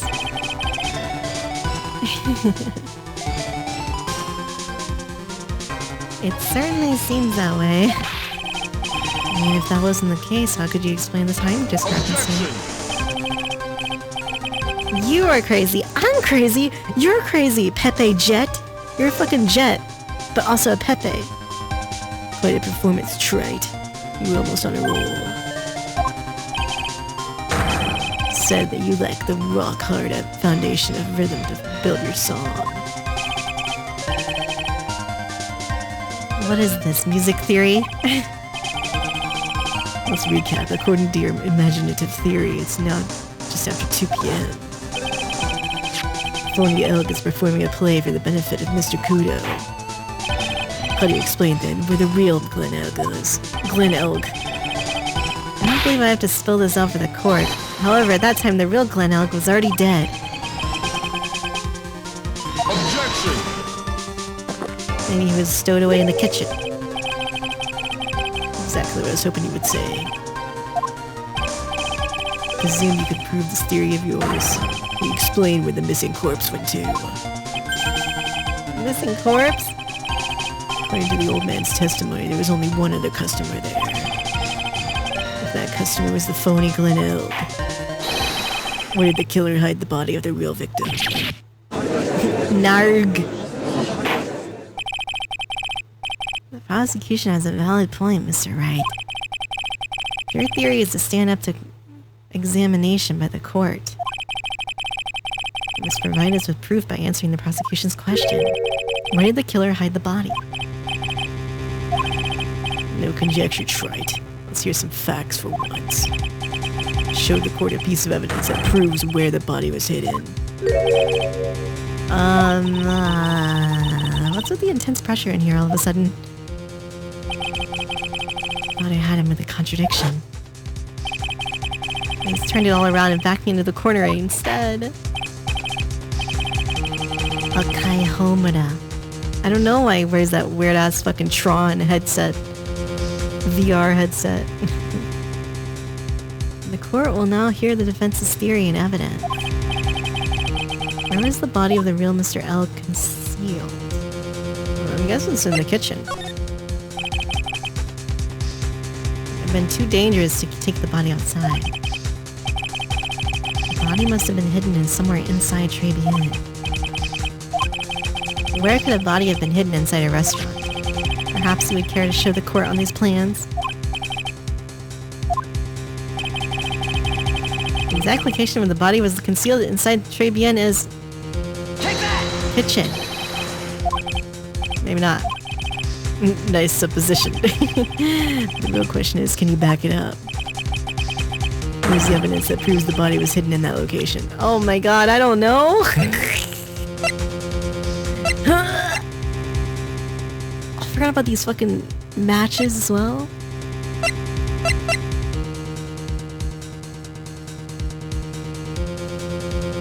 I've seen the original Tron, I think, like a long ass time ago, but I never saw the remake or whatever.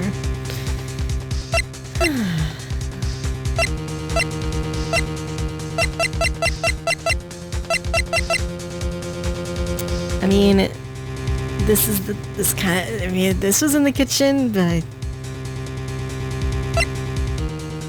don't know.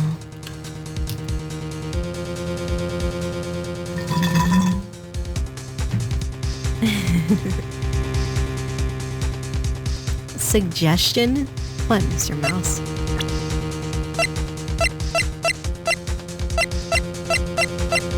I don't think it's a profile.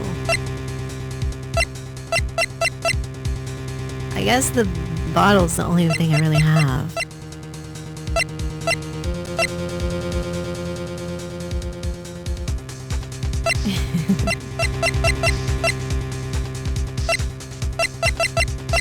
Yeah, I'm gonna try it, I guess. Oh, the music stopped. Oh my god. Do you recognize this bottle?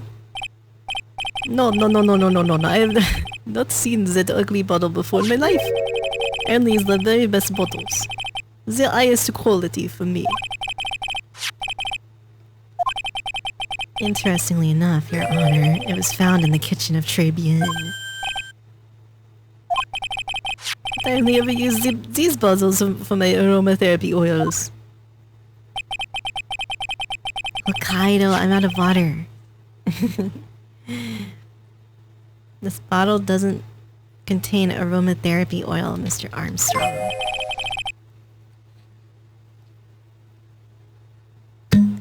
It contains a medication. What kind of medication? Sure, everyone remembers, don't they? The otolaryngological tiny pop. Yeah, it's completely empty. You can't be serious. The defense of the contents of the bottle analyzed, and I have the lab results here. The contents of the bottle matched the prescription that was given to Mr. Elg. Glenn Elg's murderer hid the body in the restaurant. This bottle fell out of the victim's pocket. Mr. Armstrong, when the incident occurred, didn't you say you were in the kitchen? Mon Dieu! Fondue! Omelette de fondue mirage. It was you who hid the victim's body. You did a fine job pretending to defend my client, however. You were setting her up to take the fall behind the poor girl's back. Damn. This is an extraordinary development. Witness, did you murder Glenn Elg? Never, I could never not to do such an horrible thing. No.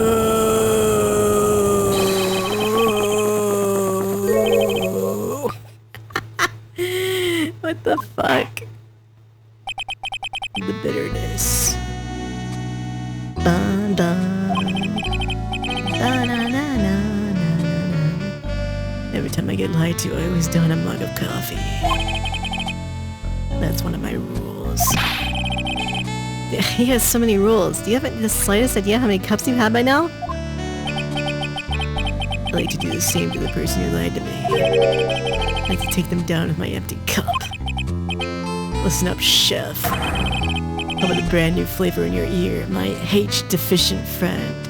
H-deficient? What? Oh, because he's French. They don't have an H in French, apparently. You must hear me out. It is a trap, listen to me. Por favor. Wait, what? That's Spanish. Yo hablo español. Por favor is Spanish.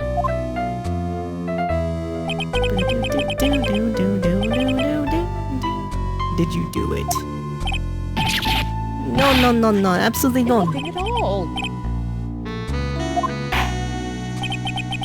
Let's hear it. You got one shot. Right, Gramps? The court will permit you the chance to make one final statement. If you lie under oath again, Mr. Godot's coffee mug awaits you. As does my gavel. Thundercock. It's clear, bread guy. Maddox Solar. What do they always say in these movies? I've got a bad feeling about this. Begin your final testimony, Mr. Armstrong. Wow. It's true, I hid the body in the kitchen.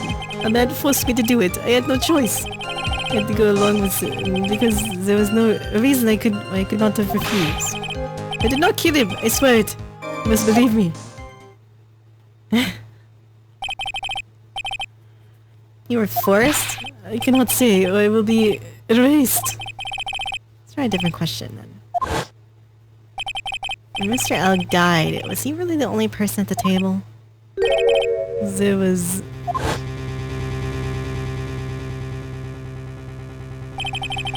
another man.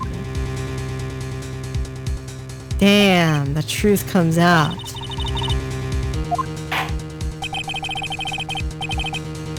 Cross-examine the witness now, Mr. Wright. One more thing I need to do. I gotta break this guy. Get him to tell us the name of the real killer.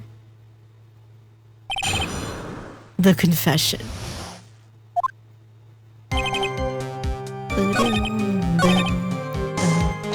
Let's skip to this one. I think this is what we need. What reason would that be? You know, Manzini. Surely you cannot expect a young maiden to talk about such an embarrassment. A maiden? A bit old to get away with that. A bit too male. What the heck? Maya. We'll just have to prove it with evidence. Boo-doo, boom, boom.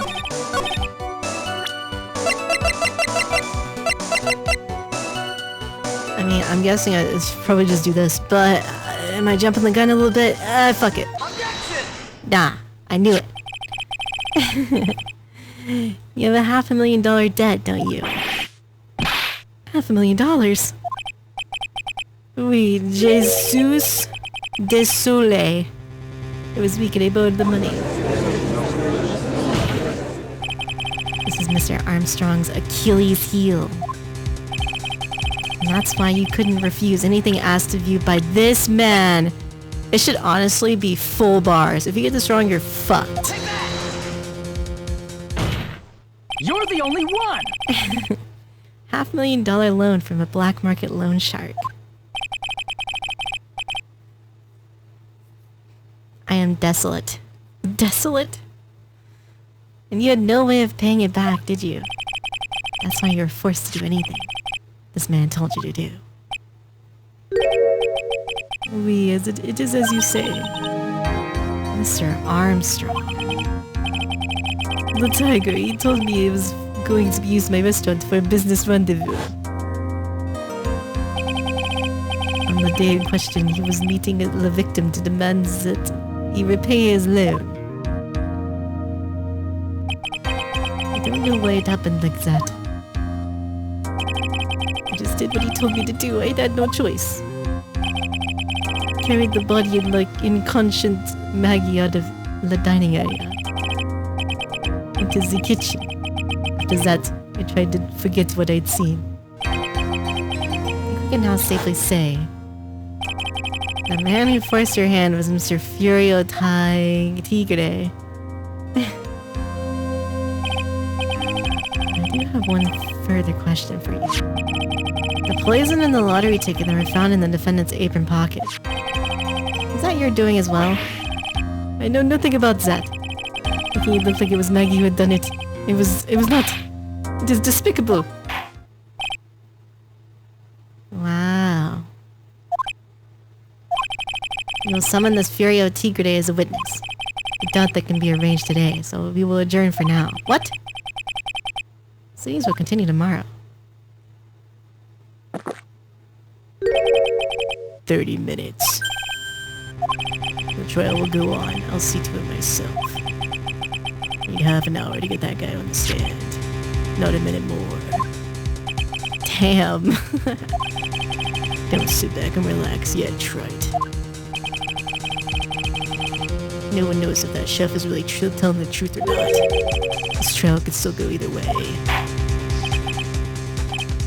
Your request is granted. We will resume once Mr. Tigre is ready to take the stand. Till then, court is adjourned for 30-minute recess. Oh man, oh man.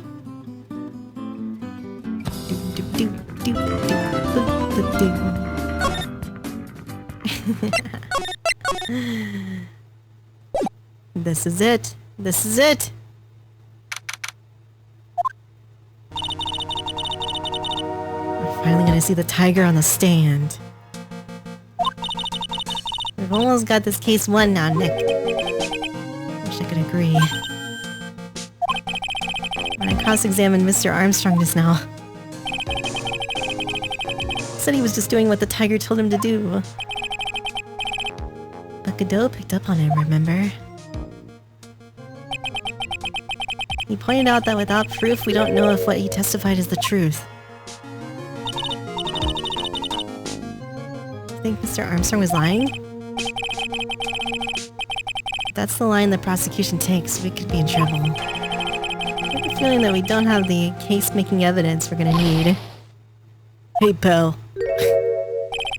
Detective Gumshoe. What are you so jumpy about, Detective? Your hair is standing on end.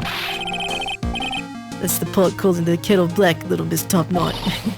It's not a top knot. My pout.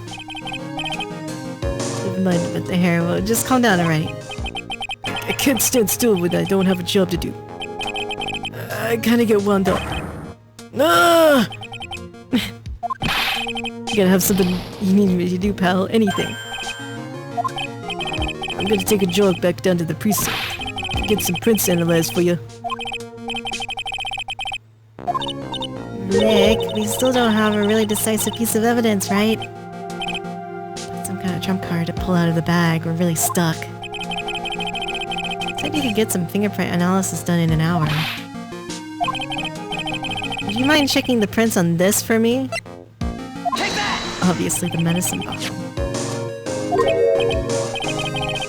That's the small bottle I gave back to you this morning, right? I think it's time we solve the last mystery of whose prints are on it. Should think, pal. Actually, that's been dawning on me too.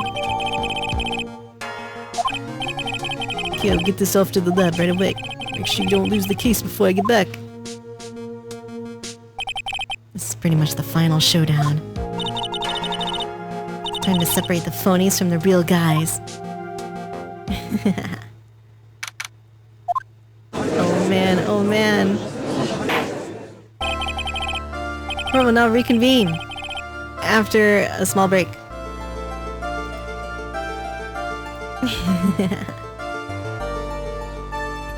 I will break you. Break time, BRB. BRB a few minutes. Yeah. Okay, stretch, BRB.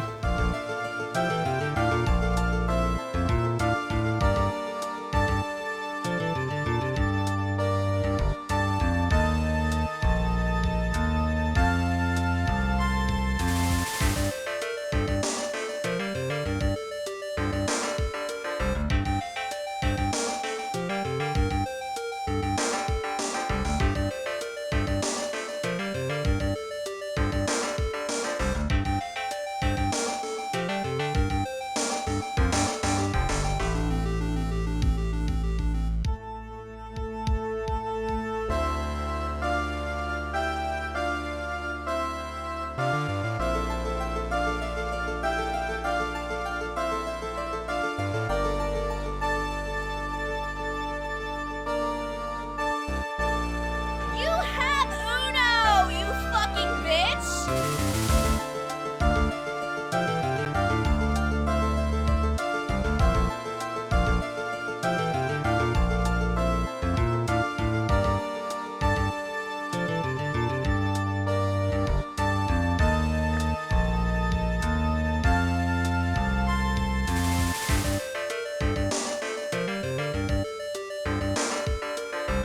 I don't fucking have Uno, motherfucker.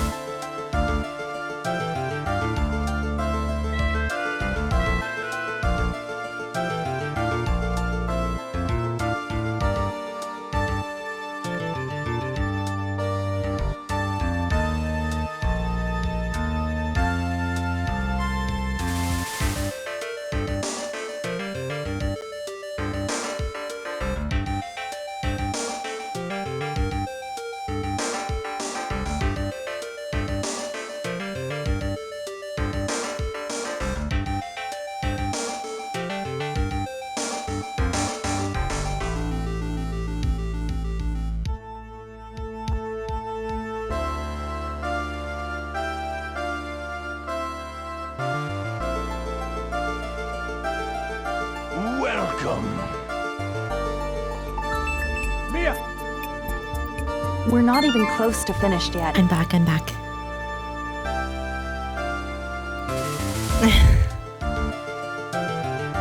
Wow. We have returned, we have returned.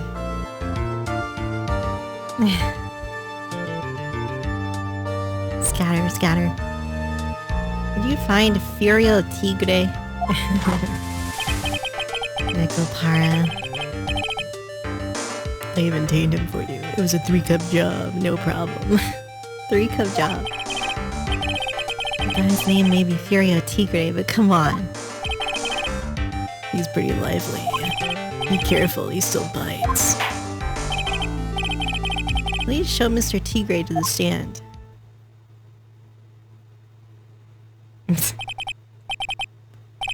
He looks so angry. Oh my god. So I appear. Don't hide under the table, Maya, unless there's room for me down there too.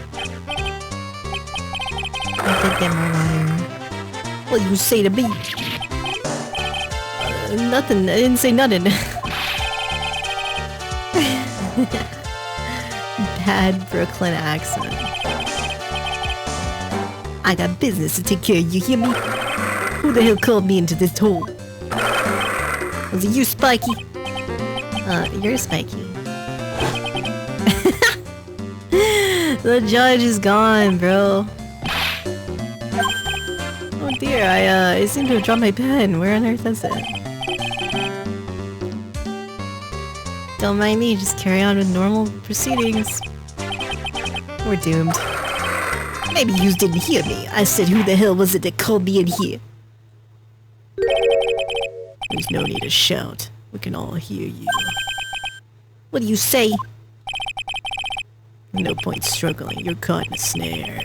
The relentless snare of the law. Oh, fuck. I'm the one that hauled you in.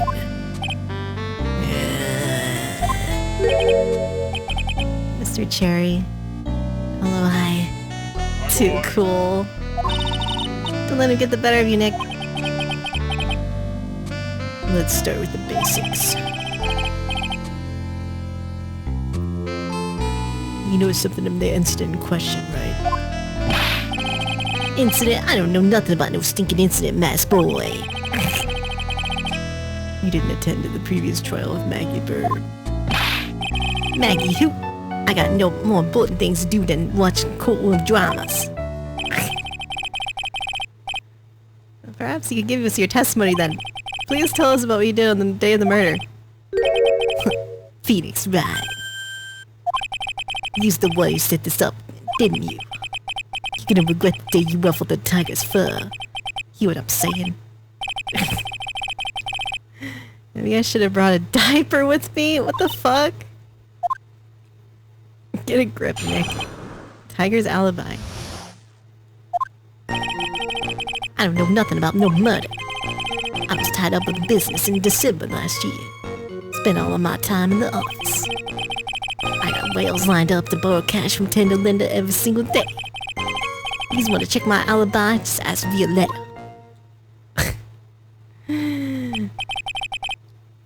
Ah, I found my pen. Very well then, Mr. Wright. Oh.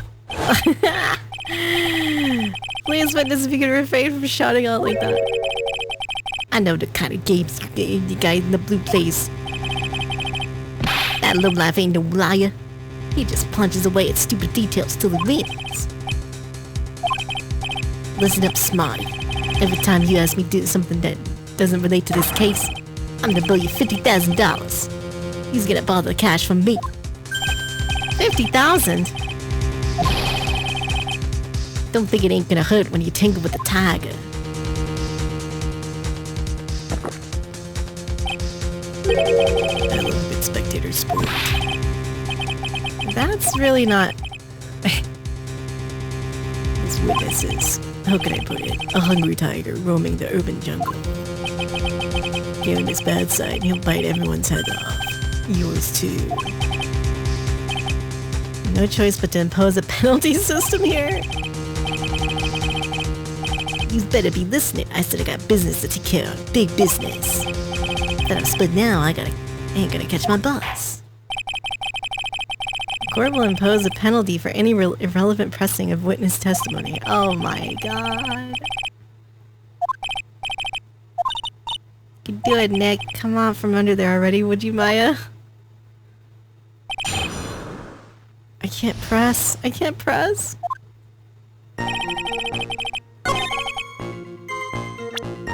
Fuck that.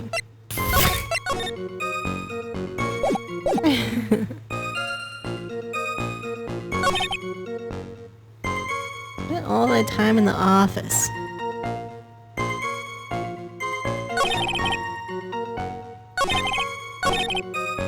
Press anyway, well, I'll lose HP if I press. What do we have here? What do we have? I don't know.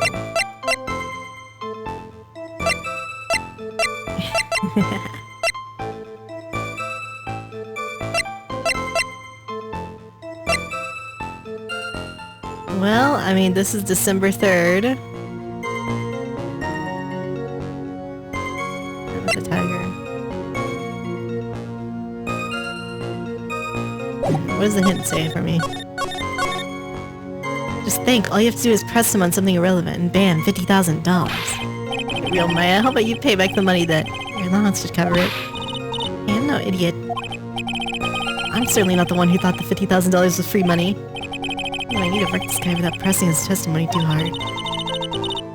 Pretty solid.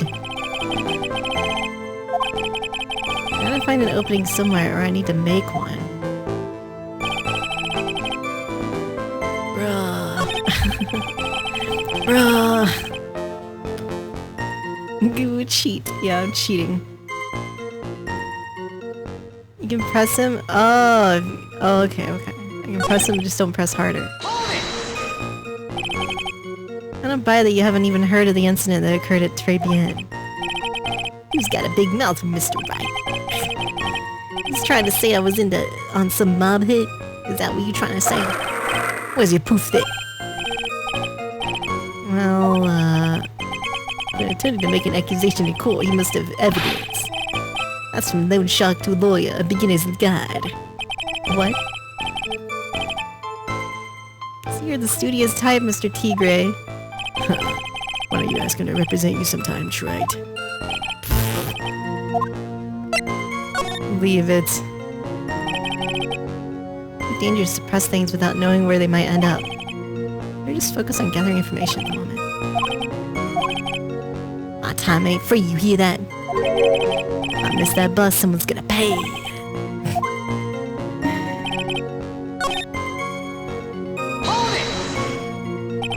Are you sure about that? We're talking about 1 month ago, you know. You see these teeth? That's how sharp my secretary is. Talking about Viola. She writes everything in my scheduler. December, mainly in the office. That's what it says. So that's where I was. Seems like a sketchy schedule. There he goes again. What's important is what he was doing on the day of the murder. So, now what? Press harder. Mr. Tigray, what do you want? Oh man. Objection!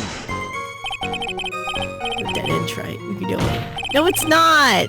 Objection! No, it's essential that we establish the witness's alibi correctly.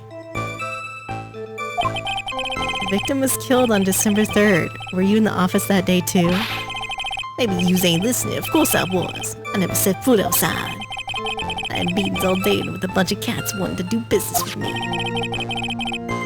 I ain't never seen that young kid before. Alright, Mr. Goodell, if you could please... Mr. Tigray, court asks you to add that last statement to your testimony. Don't let an animal beat you. Be a man, Your Honor. No, I'm not using a guide. Gaia, what the fuck?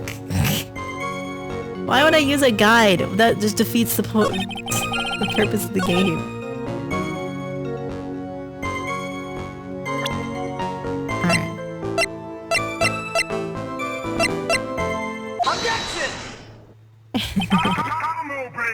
Michael backwards. You claim you didn't know Mr. Glenn Elg, but it appears that Mr. Elg knew you. What? Mr. Elg left this little note on his calendar. Meet with a tiger. December 3rd. That's the day of the murder. Mr. T. Gray, I submit that you did indeed know one Mr. Glenn Elg. Miss Dusk. It's on the very day of the incident you did meet with him. Damn. That suit is looking fire. Not bad, you's actually not bad. I'm just messing with you to see how good you were. Hear that, Nick? He said you're not bad. That's one compliment I could do without, plus he's lying through his teeth. Just remember that you're under oath. Lies will not be tolerated. You just calling me a liar? Is that what you're doing? You're saying that you claim to have never seen the kid before. Is that truth? I said I'm dead serious. You better believe that's the truth. I'd say that gives me time to enjoy another cup of pure black magic. While you testify with the court again, Mr. T. Gray. You never actually met the victim. That's gotta be a lie right there. It's time I nailed this guy. The victim. I ain't no liar. I've never met Glenn Elk. There's some lame guy with that name that wanted to borrow cash from me. Set up a meeting with the guy in my office, tender lender. Waited around for him, but he never showed. I ain't never even been to that Tribulations joint. You's here? Ah. That all seems perfectly logical. Heard it's pretty hard to keep appointments when you're dead. Yeah, I guess so. Didn't I tell you I got a big deal going down today? I'm gonna make my bus now. Gonna have to take the express train. That bill's going straight to you. Right.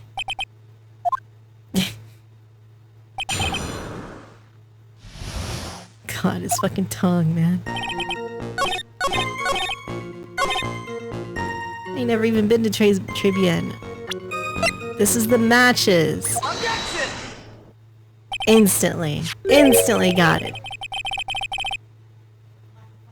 I'm so good, guys.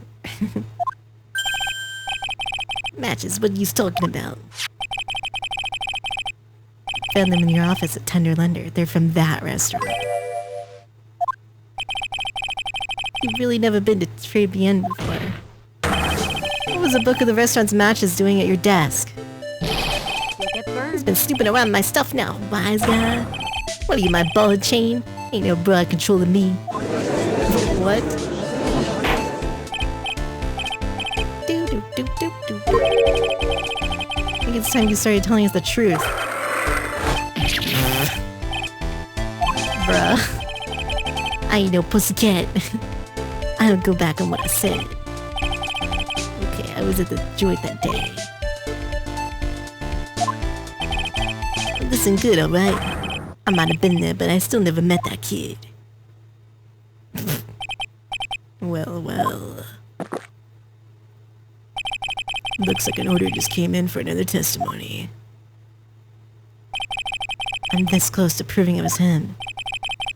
He did meet Glenn Elg that day, and he did put poison in his coffee. Très bien. I was supposed to meet with a kid at the restaurant that afternoon. When I opened the door to the joint, I saw one ugly scene. The guy was laid out over the table, stiff as concrete. I figured if the place wasn't hot already, it was gonna be, so I split. Heard the cop siren on my way out. I went straight back to my office. I didn't actually meet with him in the end. Mr. Ray, your cross-examination, please. Hold it, if I wait around here any longer, I ain't even gonna make the normal express. No more stupid questions. No problem. Anytime Trike presses you on something irrelevant, I'll see you pay as a penalty. Mr. Godot, that's my job. Your job is to slam that little ham of yours and call a guilty verdict. So do it. Oh my god. I'm up higher. Special Express ain't cheap, right? Just so you know. Oh man, doesn't the rule of law mean anything around here? Apparently not, if you're the tiger.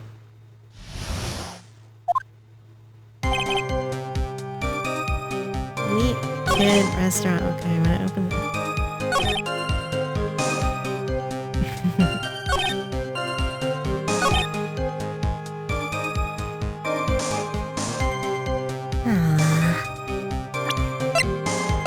I need to press here because I don't see an obvious answer.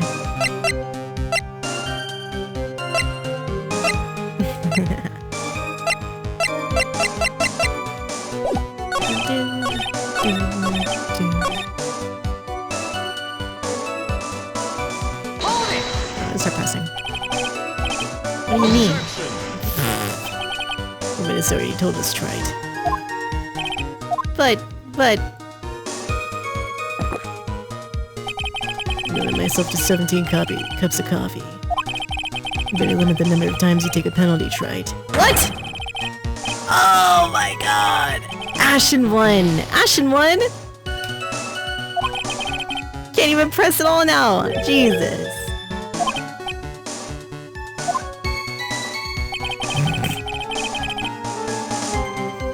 Fuck's sake, man.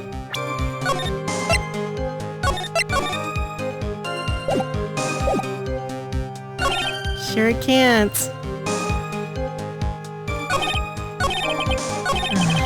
What's the hint say? It's running out of ways to avoid the truth. I need to press him fast before he has time to think things through. I gotta come right back at him with a contradiction.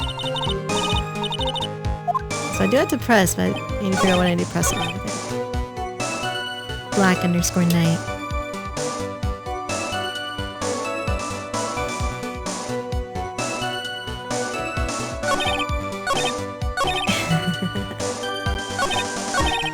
God, his neck is so thick.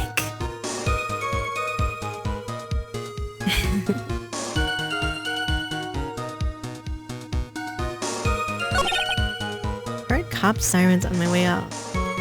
Oh man, I don't know what to press here. Did about a guilty suddenly hit you over what you did? What are you trying to say? Trying to tell me that you ain't never been guilty of nothing? We all have our crosses to bear. We all have to swallow the dark secrets we hide. Like this.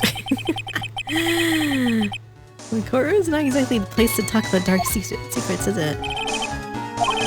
Oh my god, bro, fuck off. What a penalty for those two jokers in the garbage they keep coming up with. For real! Okay, it's gotta be this one then. Didn't actually set foot in the restaurant? Tag is a busy cat. I don't hang around for no... I ain't got time to be caught up in no murder investigation. When exactly did you pick up the matches? There are matches just inside the front door. Our detective friend wound up in trouble with the chef after taking $5 home. 5? Poor gumshoe. Almost enough to make a man cry. Well, I pressed on that one and it didn't kill me.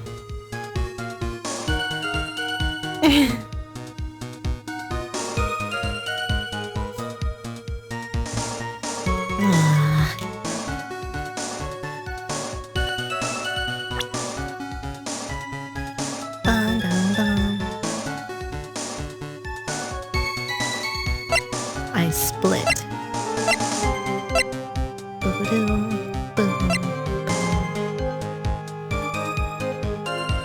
What about this? How does this on your table?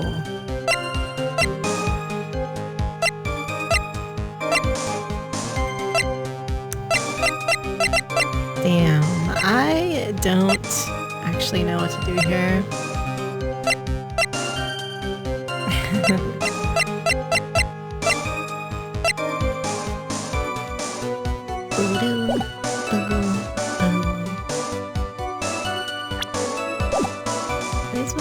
funny it was gonna be, so I split.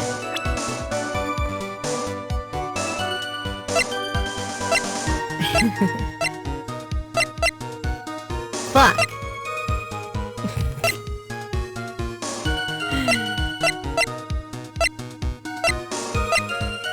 Damn it.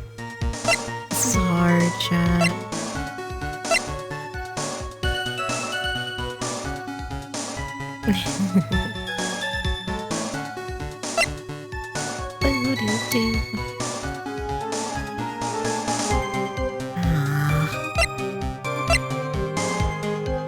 Gumshoe, I need you. I need you, Gumshoe. Give me the fucking poison. Or the ear medicine.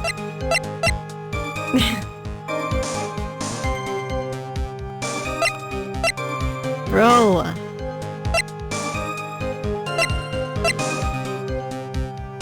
There ain't nothing here, man.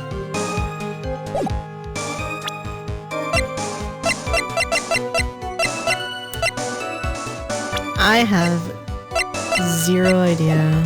Fuck.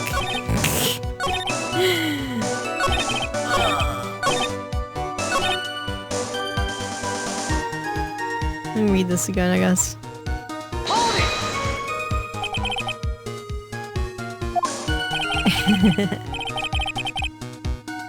I bet this is timed, like in real court. Neko part, we don't need time limits in my game.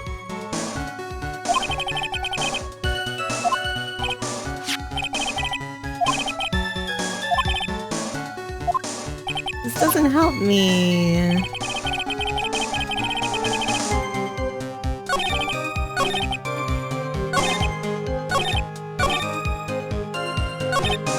Just pressing everything. Take the damage, reload. What that tongue do? Yeah. I already forgot which one I pressed on.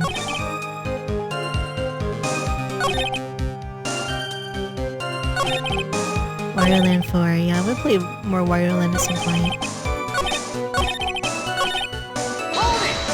Is this one or not? Saw the dead body? Yes, I did, but I only saw him from behind. He was wearing some raggy bit of cloth he called a hat. What time was this? I don't know. You know what winds me up more than anything else in the world? Watches. Round watches. I ain't gonna pollute my paws with some ticking henpecker. Henpecker? TikTok is the true killer. What winds you up the second most? What do you think? Square watches. Bruh. All I needed to know was that something bad was going down in that place.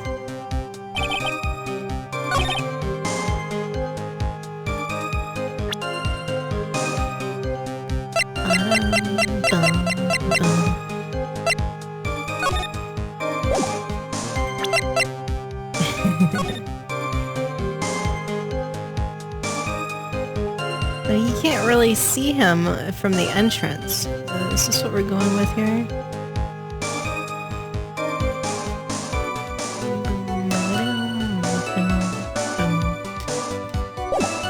There's like multiple barricades, bro. You're something of a loan collecting pro, aren't you, Mr. Tigre? No one escapes the tiger's clutches. I'm something of a lie detecting pro. And no one escapes the Phoenix's clutches. Oh my god. He's so cool. I think it's time we get something straight. Phoenix versus Tiger, chat. What's this, Trite? A new line of irrelevant questioning. These are the floor plans of the crime scene. Say you were standing at the entrance, Mr. Tigre. From there, your field of vision would have been covered with an area like something like this. The witness would have had a clear view of the victim's seat. Bruh. Isn't that what I just said? I saw the back of the kid's head. Unfortunately for you, that is not possible.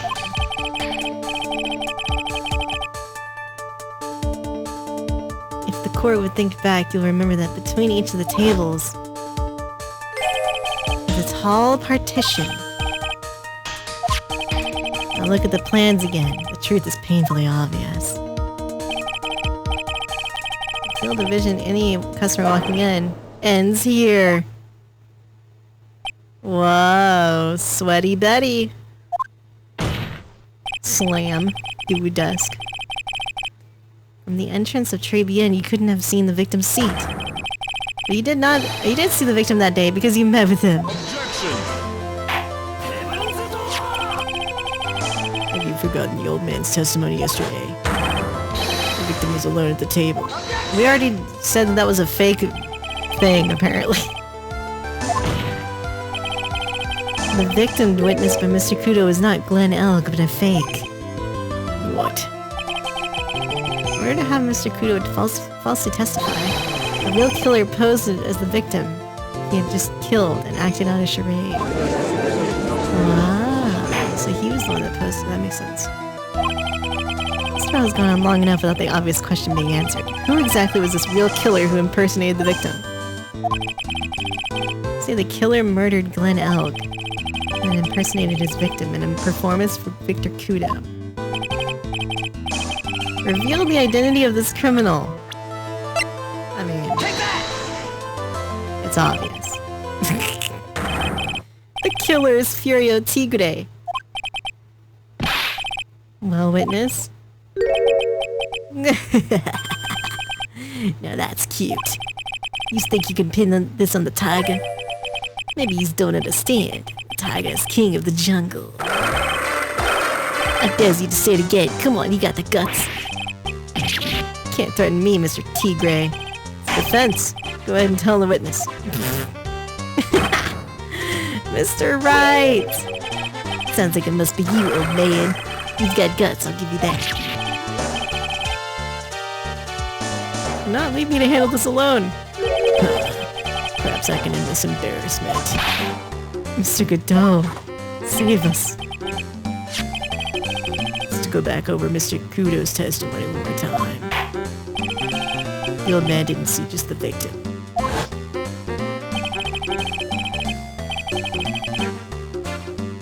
Serving girl brought him a Jovacino, but she put something in it. Yeah, but that was Viola.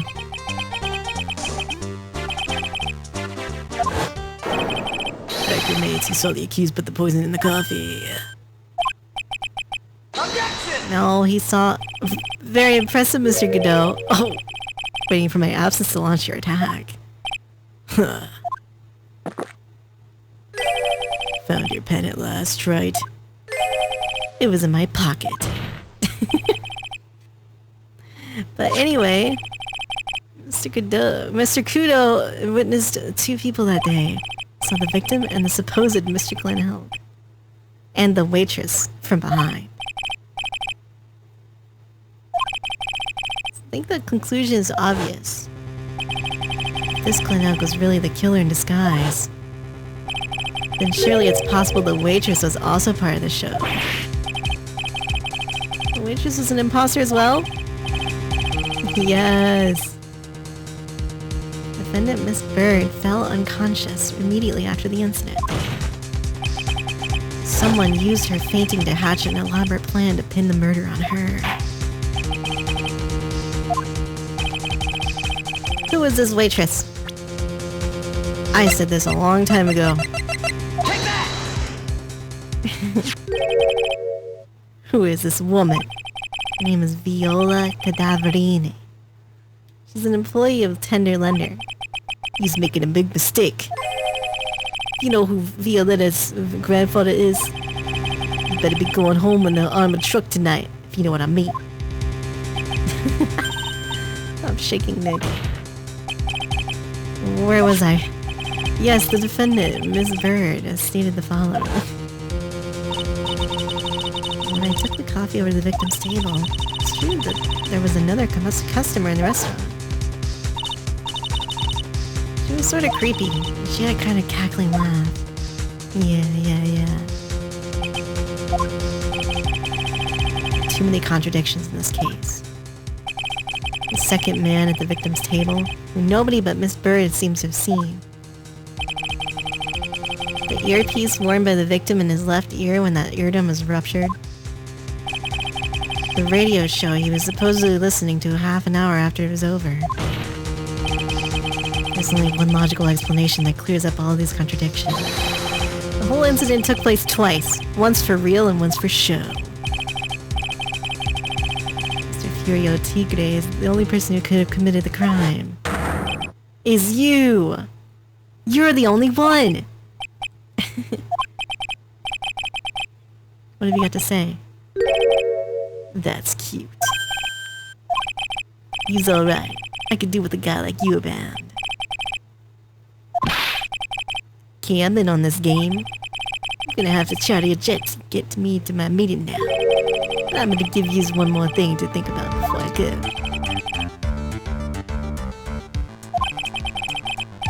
Just got it all nice, wrapped up nice, alright?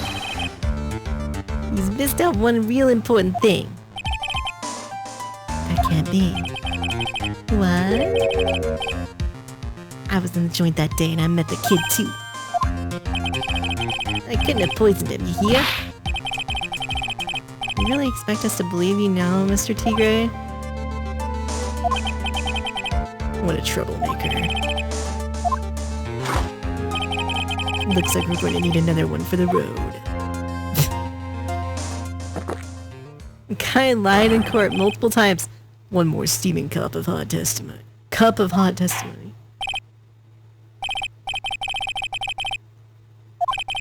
I'll give you one more chance to testify what happened that day. One more fourth chance!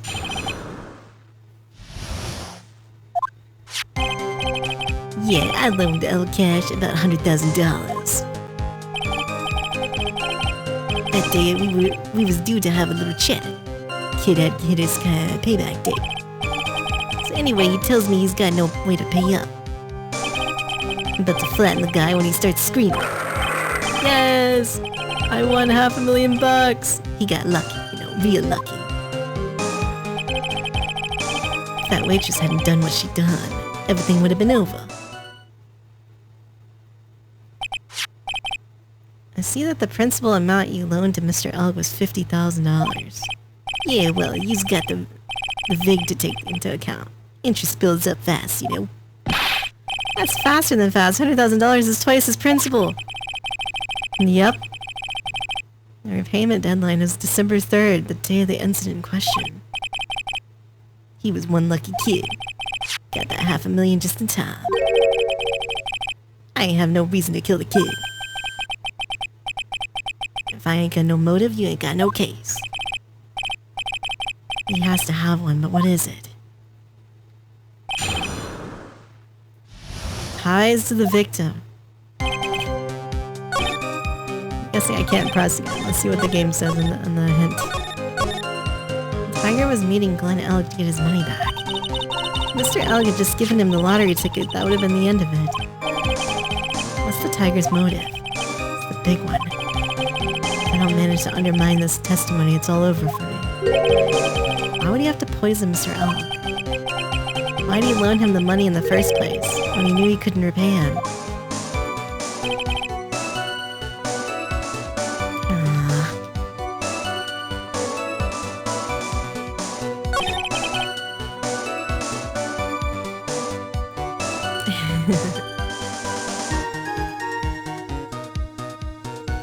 Payback date.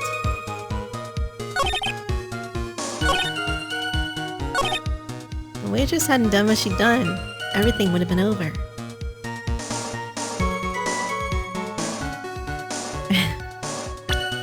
just gonna drop another save here, since I can't press.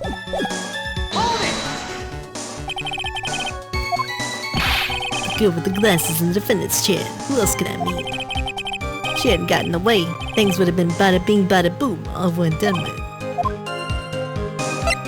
How things would have been. Are you all there what? I'm talking about the cash. I was there to get my $100,000 back. That's all, I'm a businessman. It was all coming together before that waitress got in the way. Other than recouping his loan, Mr. Tigre had no motive for killing the victim. Wow. Okay. I was after the 100,000. I didn't have no reason to kill a guy. Hold it! You saying you had no other motives that day? Yeah, so what? Why didn't you take the lottery ticket when you left? Why do you think? Because the Four Eyes over there. Well, you go ask Four Eyed about the $500,000 ticket. She wanted it so bad. She poisoned Alec's coffee. A likely theory, your word hasn't held water lately, Mr. Tigger. Let's not forget this witness was actually at the scene, Wright. Law don't exactly agree with some of the deals I send down. I couldn't be there when the cops show up, so I split. Your Honor. The witness's last few statements are worth a good 2 cups of coffee. Oh my god, adding more? More emendations. Amendments. I'm not gonna get anywhere with the testimony as it stands. Well, amend your testimony to reflect your recent statements. Thanks to what she did, my business with that kid was over. Hager's trying to pin the crime on Maggie. If I ask him about what he saw, it's only going to damage our case. What do you mean things would have been over and done with? Oh, okay, I've already read this. What if I say the other thing? Wait, what? I'm so confused. All the amendments.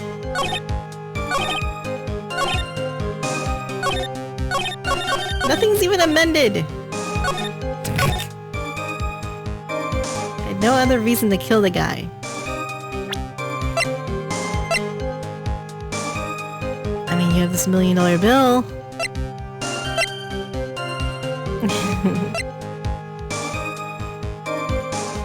Is that gonna be the reason?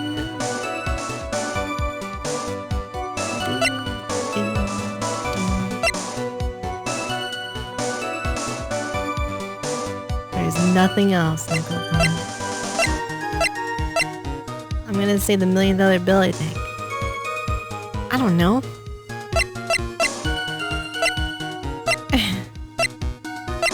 Doesn't really, I don't know about that. But let's try it, I guess. Objection! Yeah. Be more confident, Mia. You just intended to get back the $100,000 Mr. Elg owed you? I loaned the guy the cash, that's my right. Unfortunately for Mr. Elg, $100,000 wasn't enough to cover it. Huh? About 6 months ago, you were involved in a traffic accident. An accident involving his car and a scooter in which a young woman was injured. She was taken to the hospital, where she underwent surgery. Where did you get all this info? Medical papers document the treatment of the young woman in question. Her operation cost $1 million. Payment for the expenses was due in December. It was paid in full.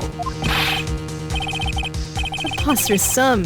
Someone should sue these HMOs. No one would pay a bill like that. The medical association got wind of it. The hospital would end up as dead as a morgue. But Mr. Tigre had no choice but to pay. His very life depended on it.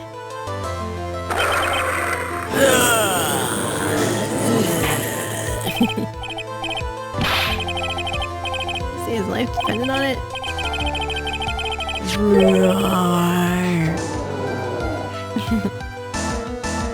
The injured woman was none other than Viola Cadaverini.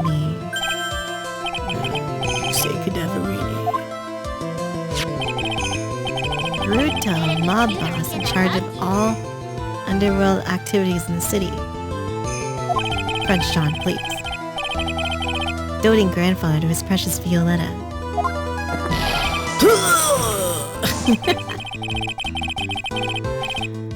Your life was in danger unless you paid compensation to the boss, correct?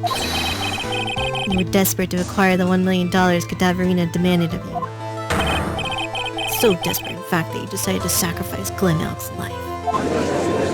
Damn. What do you say to that, witness? Yeah. It's a nice little fairy tale trite. Even if the witness did need $1 million. That doesn't tie into Mr. Elk's murder. Mr. Elk only owed him $100,000 and had no hope of repaying it anyway. Yeah, that guy wasn't worth my spit. I don't think so. In fact, the opposite is true. The opposite. Lending money with no hope of ever seeing repayment would normally be bad for business. But in this case, the very fact that Glen Elk had no way to repay the money is crucial. Where are you going with this, Nick? Gotta think outside the box, man. What? Very straightforward. Mr. Tigray wasn't after the $100,000 at all. Oh yeah, he's after the virus.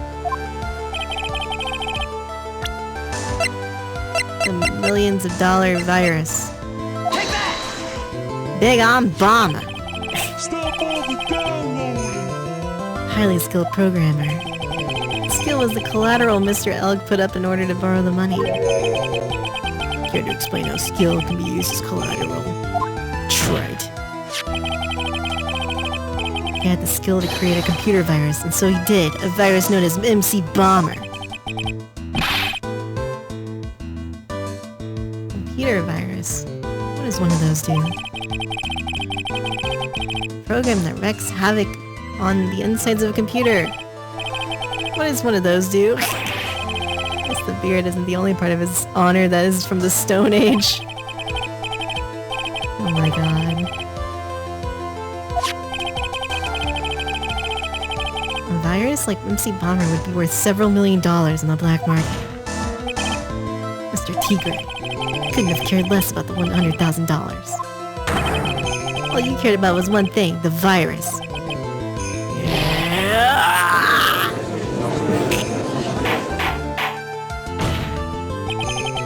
In the murder, Mr. Tigray's sole intention was to get his hands on the CD. Glen Elk had no way of paying back the $100,000. But then a miracle happened.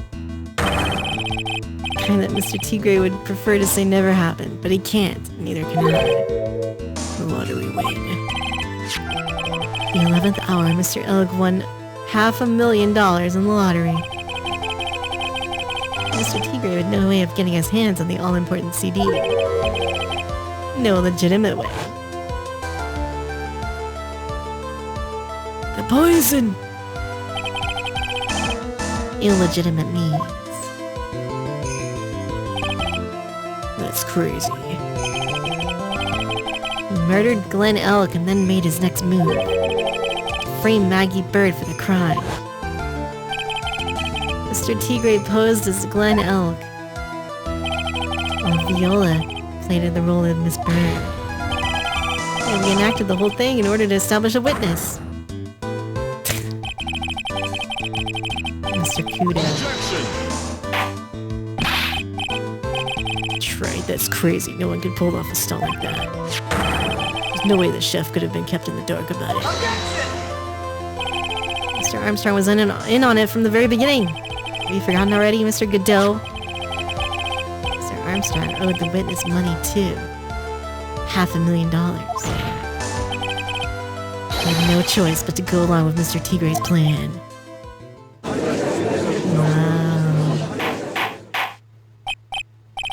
I think we nailed him into the coffin. He's put on a good show, Spiky. If you want to stay alive in the loan shark business, you gotta be careful. Saying I dressed up like that kid, created a witness and framed someone. If I did something crazy like that, I'd leave a trail as bright as my shirt. I ain't dumb enough to do something sloppy like that. I agree. You do? You're very careful. That's why you took one more precaution. One more trick to make sure Miss Bird had no way out. Another one? Interesting. Why don't you fill us all in? What was the trick you say Mr. Tigre performed to frame the accused? Wait, what? Oh, right. Badge. Fake badge. What an insult to think anyone could be fooled by such a childish imitation. Badge 2. Consider yourself insulted, Your Honor. You didn't just pose as the victim on that day in question. A month ago in this very court you posed as me. What? But the witness looks nothing like you, Mr. Wright. Although, now that I think about it, it was you, wasn't it? No doubt it was you, standing here in this very court a mere month ago. Phoenix Wright who put up the most disreputable, shabby defense I'd ever seen. You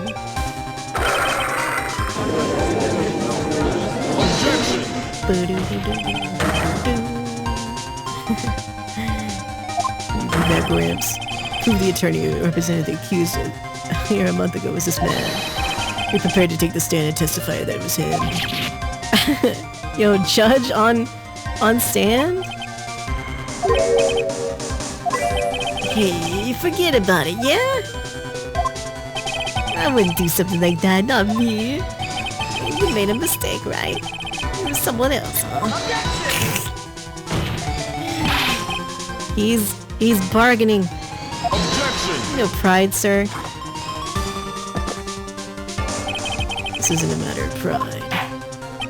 In case you didn't know, Wright, here in court we deal with people's lives.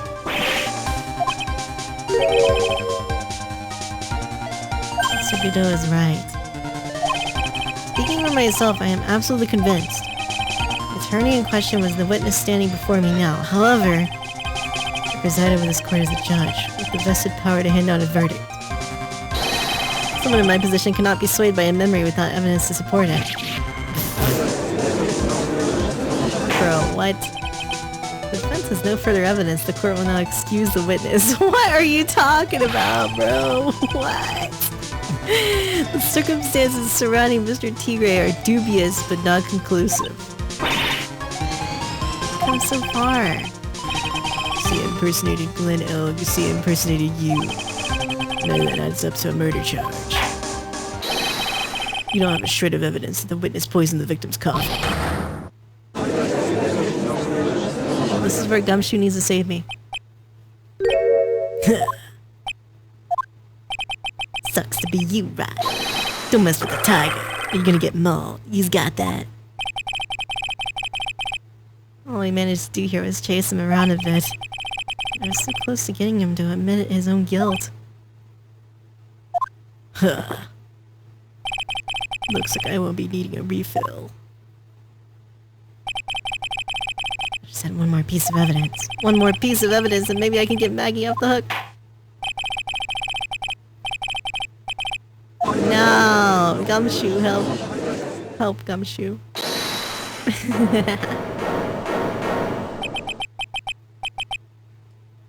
Your Honor, sir. Oh, fuck! Dude, look at him. There he is. Giga Chad. Wait! Detective Gumshoe. Sorry I took those so long, pal. Staked everything on this. My badge, the works. Here it is. My heart's counting on this, too.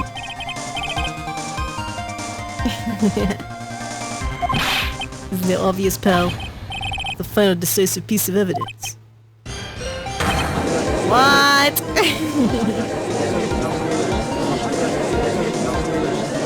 Damn, it's so wide. Sorry it took so long, pal. Finally got the results from the lab. Got the prints, pal, from this medicine bottle. Oh, so, do you know who the prints belong to? You think I'm some kind of hack detective? Of course I know. Tell us, they're the tigers, right? You bet. Clear as crystal all over the bottle. Furio Tigre's paw prints. You got him now, Nick. What's wrong with you? You've hardly said a word since Detective Gumshoe's got here. I know. Look, I'm sorry. This is kind of hard to say, but it really doesn't make any difference whose prints are on the bottle now.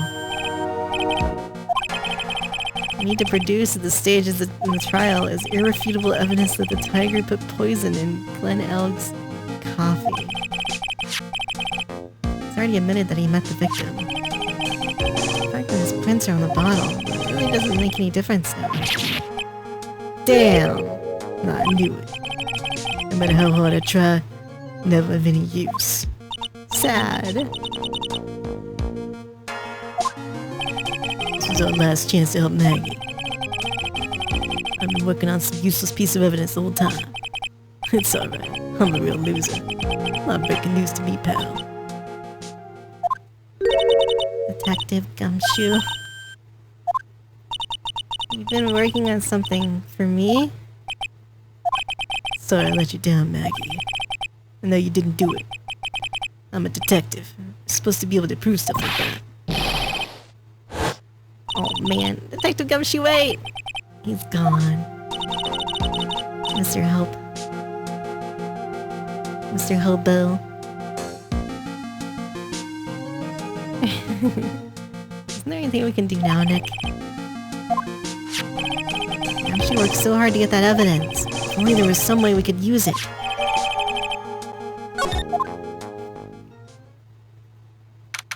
Yeah, this is crazy, bro. I thought it was gonna be the end. Granted you a recess so you could prepare the decisive evidence. Yeah. Don't keep us waiting in suspense, Wright. Show us.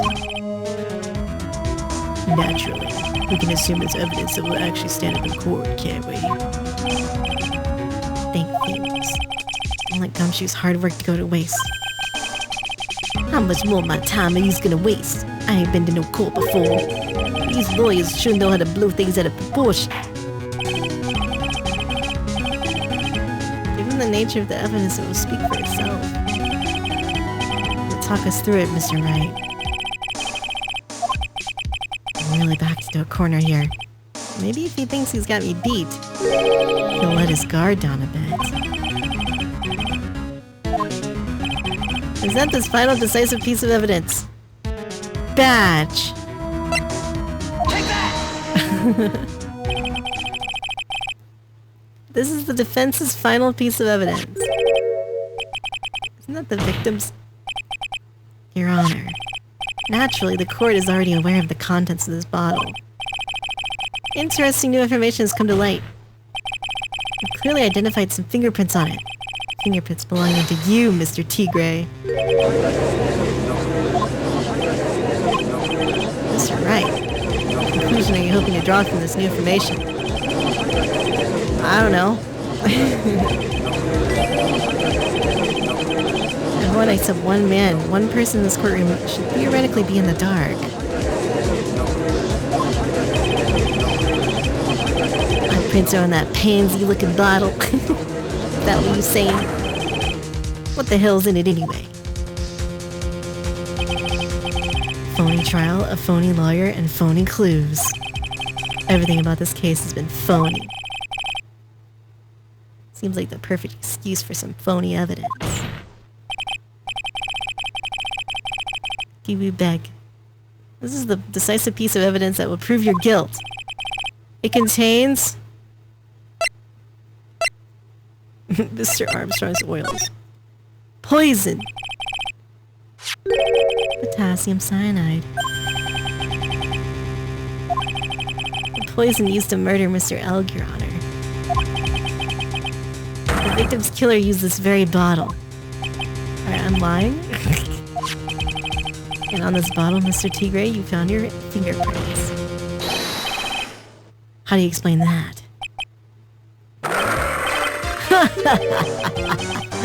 You'd make a good clown, you know that.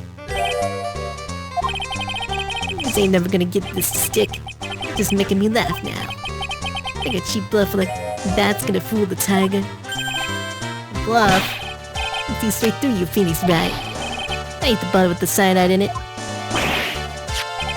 Oh no, this is the bottle we found traces of the poison in. Don't mess with the tiger. You're gonna get ripped to shreds. The cyanide bottle was brown. It was made of glass. That cheap plastic piece of trash don't look nothing like it. Damn, the classic.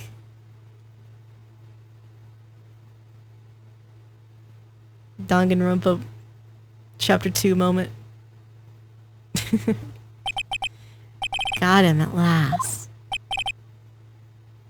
Why has everyone gone quiet? I said that the bottle... Is this the bottle you're referring to? Yeah, that's it. That's the bottle the cyanide was in. Just ain't gonna find my prints in that bottle.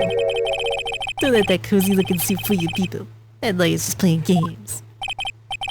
Tell him, Mr. Prosecutor. Tell that guy where to go. Still haven't figured it out. Don't you realize what you just said? What did I say? You were summoned to this courtroom for the first time earlier today. You really had nothing to do with the murder. You shouldn't have known all the little details. For instance, you shouldn't have known what kind of bottle the potassium cyanide was in.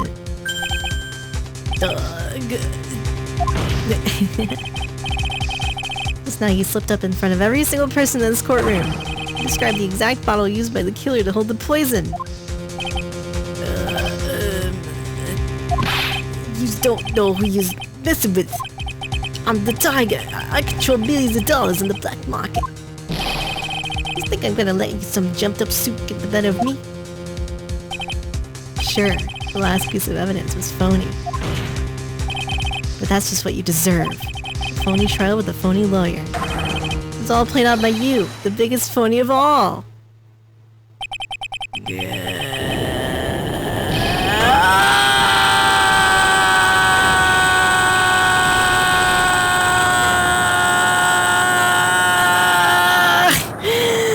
Jesus. Whoa, he just killed everything. Wait, what the fuck? What's going on? It's like a blackout. Bro, what the heck?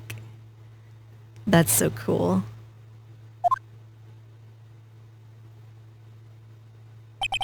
I saved my 17th cup of coffee just for you. Damn. Wait, did he just die? I mean, I freaking just died.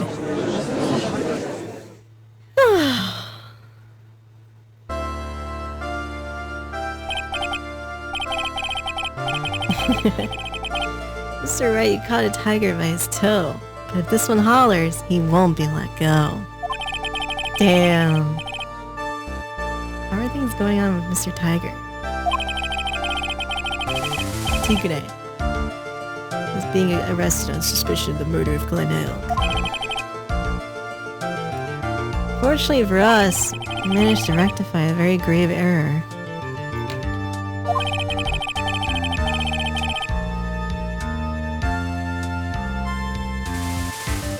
Bird was found guilty in the absence of a genuine defense attorney.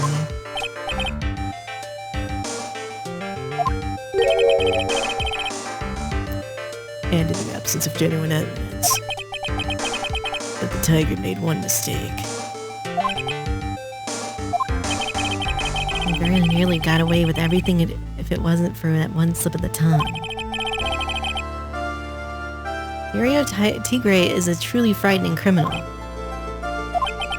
Truly frightening one is that defense attorney over there. Damn. Is that a compliment? I'm not in a position to deliver my verdict. This court finds the defendant Maggie Bird not guilty. Winner!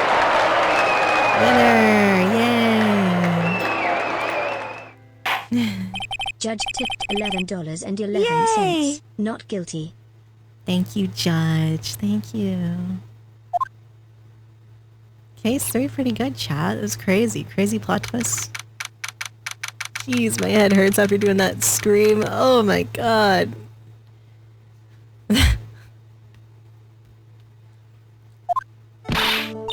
Mr. Wright, I have no pants. I'm at a loss for words.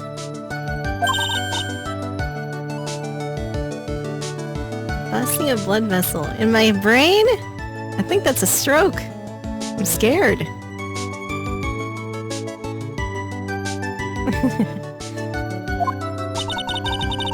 I'm so mad when Mr. Wright landed me in all that trouble a month ago.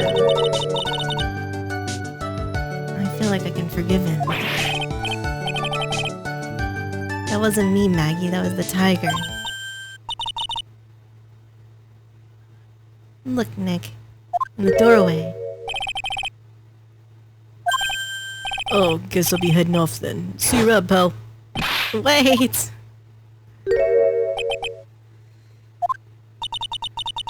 Detective Gumshoe. Oh yeah. Congratulations, Maggie. Thanks. I knew you were innocent all along. Why didn't you say that in your testimony then? Oh, well, I guess I'll be heading off then. See you around. Wait up, detective. He just ran off. Why are you being so hard on him? He busted his butt for you. It's thanks to him that we got the medicine bottle.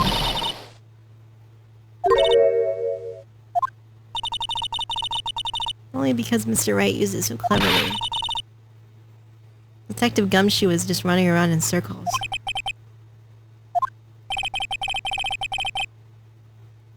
Looks like she just still isn't ready to forgive him. Can you put in a good word for him, Nick? Yeah, Maya's right. It's clear he needs it. Detective Gumshoe has been really worried about you through all this. The first day of that trial, he practically gave the judge a free pass to lock me up. He has to report the facts. He doubted me, that's why. Thought I might have done it. Gotta prove to her that Gumshoe really cares about her. I know, I'll give her a little present to celebrate her freedom. Weenies! Eat this! A present from Detective Gumshoe, made with a ton of love. He said he lost weight and he's worried about you.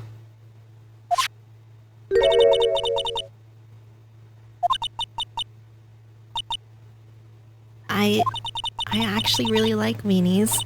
You know? Did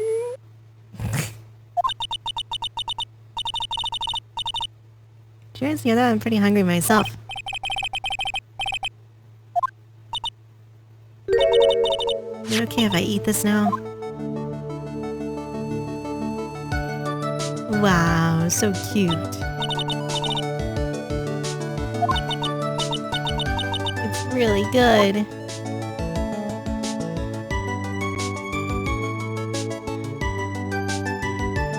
The case of phony versus genuine comes to an end. False allegations surrounding Maggie have all been cleared up. And who knows, maybe a whole new chapter of her life is about to start.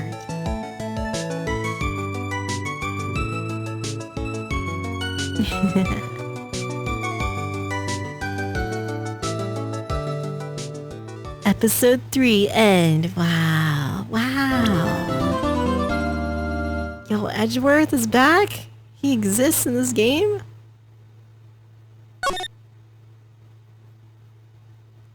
Turn out beginnings. Yeah, that was a good case. It was great. Oh, I saw you online, Mr. Woomy. The girl, let her go. Wow. Spooky bridge.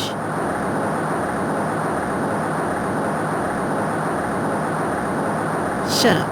Come closer. Now kill her. What the fuck? Sorry, but you're not going to get the chance. Bang!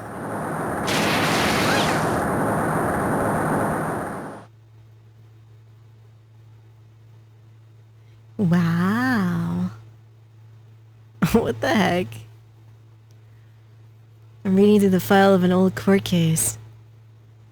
It's the first case of my longtime mentor, Mia Fey. Oh, another flashback? Wow. Terry Falls. Kidnapping, murder, death penalty. Escaping Falls met with and then murdered Sergeant Valerie Hawthorne. He captured on Eagle Mountain about 8 hours after his escape. My very first client was a death row inmate. That was a whole year before I met her. Hawthorne? That's the porn star name. 6 years earlier. Wait, we get another flashback thing? That makes sense, bro. I'm so nervous. I feel like I'm gonna die. Never should have accepted this case. Oh my god, dude. Is that a noose around your neck? Good morning. At least so jumpy, Mia.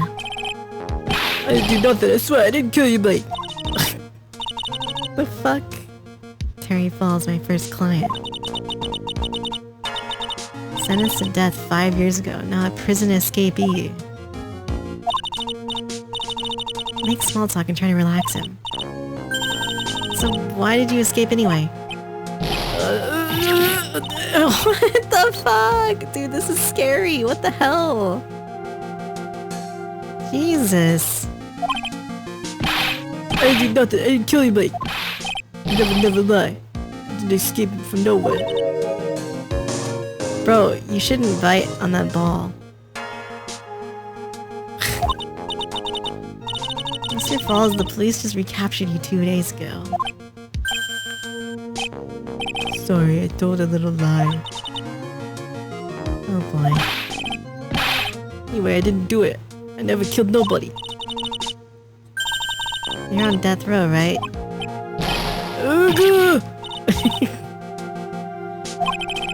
They sentenced me to die 5 years ago, but I was tricked. That woman, she lied in her testimony. That's why I got the death penalty. I swear I didn't kill her, and I could never do that. 2 days ago, he escaped from the police wagon when it crashed. And about 8 hours ago, or 8 hours later, a policewoman was murdered before the police could recapture him. The police believe that Terry Falls did it. Did you meet a policewoman? Yeah, I did. She's the reason I escaped. You did meet with the victim. But I didn't kill her. She was alive when I left. She was alive, it's true. Bro. Oh my god. Yeah. Well, I wonder who this is, guys. Damn. You're not going to figure out the truth by just staring at the guy. Why are you here? Came to see how our little kitten was doing all alone in the big scary lion's den. Maybe you'd like someone to play with. Where's Mr. Grossberg? That old man is probably still in bed, clutching an empty bottle and mumbling in his sleep. Aren't I good enough? It's me, Diego Armando. I fucking knew it, chat! I told you! I told you! Diego Armando, the finest attorney at Grossberg Law. Got it all wrong. Today you're the finest. But why does he not have the mask? Oh, because he got, like, poisoned or whatever. He's gonna get poisoned after this, bro! And then he like wears a mask for some reason. I don't know. And his hair is not white. Wait, yeah, you're right. The poison takes the hair color away.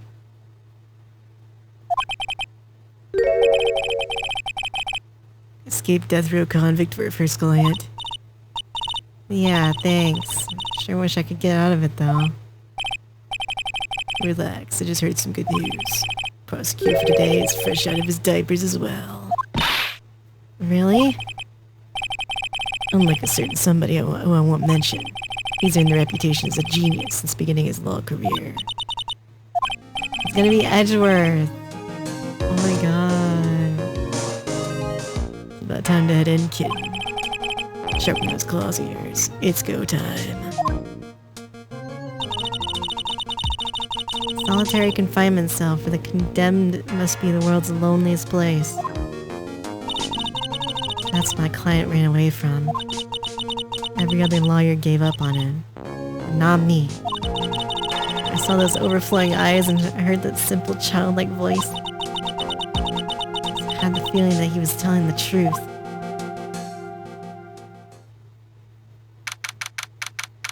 February 16th. There he is. Oh my god. Oh my god. Oh, and it's this judge. The blondie. The blondie. Court is now in session for the trial of Terry Falls. Yeah!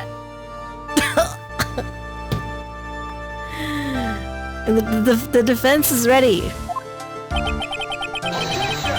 The big boot supermodel. Ah, yes. Damn, look at him. Look at him. It's Edgeworth, guys. Remember Edgeworth? Prosecution's been ready for a while, Your Honor. The lawyers from both sides are newcomers. Yes, I'm Mia Fey. Miles Edgeworth, Your Honor. You're the new prosecutor everyone's talking about. They say you joined the prosecutor's office at quite an early age. 20, Your Honor. Guess her little kitten hasn't earned herself much of a reputation yet, huh?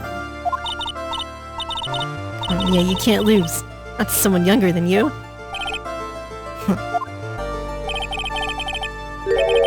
Young people running a trial. I'm not too sure how I feel about that. Okay, boomer.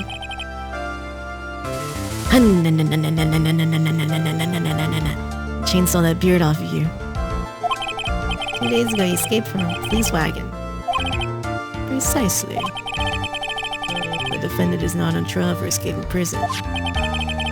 Damn, Godot from the side though? The day that the defendant escaped, a policewoman was murdered. I'm here to determine if Mr. Falls was responsible for her death.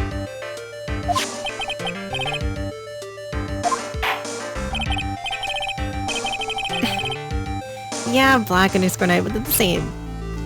Hello, Mr. Edgeworth. Let's hear your opening statement. Yes, Your Honor. Just 5 years ago, the defendant Terry Falls was sentenced to death in its very court. His crimes were kidnapping, extortion, and murder. The girl he threw off the bridge was only 14 years old. Truly horrible crime. No decisive evidence. The trial was long and protracted. Protracted? Correct, but in the end what finally decided the case was a certain witness's testimony. God, he looks a little bit different in young Edgeworth mode. Witness's testimony. Ah, the policewoman. Valerie Hawthorne, the person who confronted this criminal.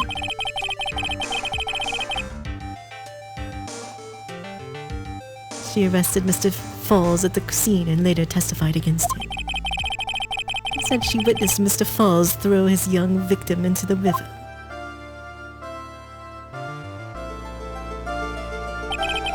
For those who are not aware, Eagle River is well known for the powerful current. Most bodies that fall in are never recovered. Miles von Karma. Miss Hawthorne's testimony was the one that put him away. The policewoman you just mentioned, that wouldn't be exactly the victim. Same woman that was killed 2 days ago. Good night, Michael backwards. Police Sergeant Valerie Hawthorne. The man who was sentenced to death based on her testimony escaped 2 days ago. With only one thing on his mind, take revenge against the woman who convicted him. Truth is becoming clear to me now. It's quite obvious that the defendant is guilty. Okay. Oh. Wait a minute, that's not right. At least hear the case before you decide on the outcome, Your Honor. Watch yourself, Miss Faye. Not sure I care for your word choice or your tone of voice. Oh my god, he actually is Von Karma, bro. Young people these days simply don't know how to respect their elders. You're even younger than me. Mr. Edgewood, please call your first witness. The detective who was in charge of the initial investigation of this case. Gumshoe, but in beige. What the heck, dude? Witness, state your name and occupation. Gumshoe, Dick Gumshoe. I'm the homicide detective in charge of the case, sir. Finally got promoted to the detective division half a year ago. I don't believe anyone asked you about that. Ma'am! You got any idea how much work it takes? What is it? You're really gorgeous. Nice tits. Excuse me? My heart is aching for you. Gumshoe down. Detective, please pull yourself together and try to be professional. Otherwise, I'll write you up on contempt so quick that you something other than your heart will ache. Okay, got it. Tell us about the incident. The victim was Sergeant Valerie Hawthorne, a veteran in the police force. She was stabbed in the back with a knife and died from excessive blood loss. Autopsy report. Yes, sir, I gotcha. Okay, let's take a look at this aerial map of the area here. Sketch of Dusky Bridge, an old suspension bridge. The river that runs under there is an Eagle River. The victim and the defendant met there, on top of the bridge. After stabbing her in the back, the killer carried the victim back to his car. He was recaptured at a police checkpoint. He was trying to make his getaway, sir.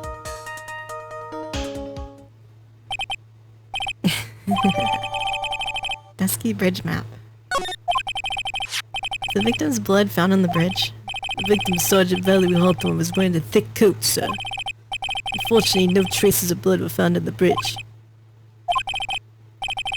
I warn you that I absolutely despise conjecture. There was no blood on the bridge. I have no proof that they even met there. Your Honor. If you would listen to the testimony we have prepared, I'm sure you'll be convinced. Two of them most certainly did meet on the bridge that day. This judge face gets me, man. It's so dumb looking. O_O face. I'm not sure I like you wagging your finger at me, as though you were some hoser. Yes, sir. Here we go, Mia, hang on. Listen carefully, kitten. One little mistake and this guy will drink you for morning tea. Trust me and get ready. Oh man, he's leaning over like that? God damn. Summary of the incident. On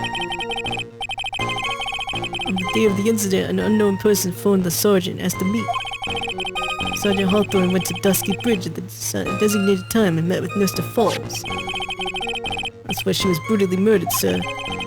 Criminal stuffed her body into his car trunk and tried to make a getaway. Mr. Falls was arrested at a police checkpoint we set up at the base of the mountain. Well, you certainly have established the importance of the bridge. Naturally. The defense, please hurry up and proceed with the cross-examination. Yes, Your Honor. Cross-examination coming right up. Hey, settle down there, kitten. Keep trembling like that, you're gonna make me spill my coffee. I'm not trembling, it's just cold in here. The courtroom can be a cold battlefield, alright. Especially for a beginner. I don't need you to worry about me. I mean the defendant, the witness. Everyone's a beginner here. Huh, you got me there. Maybe you should keep your claws out and show them what you got, kitten. Okay, Mia, stay calm. Remember those court procedure videos you stayed up all night watching? Wow.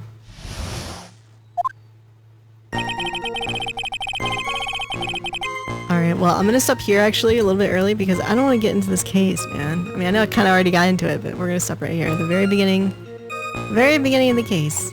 This is crazy, man. We got another flashback case. Time to sleep. We'll do it tomorrow.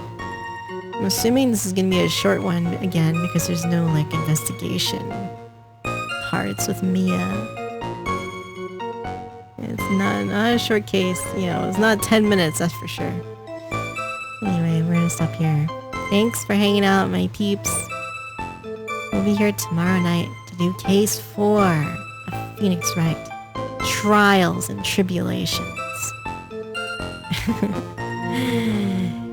Hope you have a great rest of your night. Peace out. Be safe. And bye-bye. Don't leave without me! You wanted to see her boobs?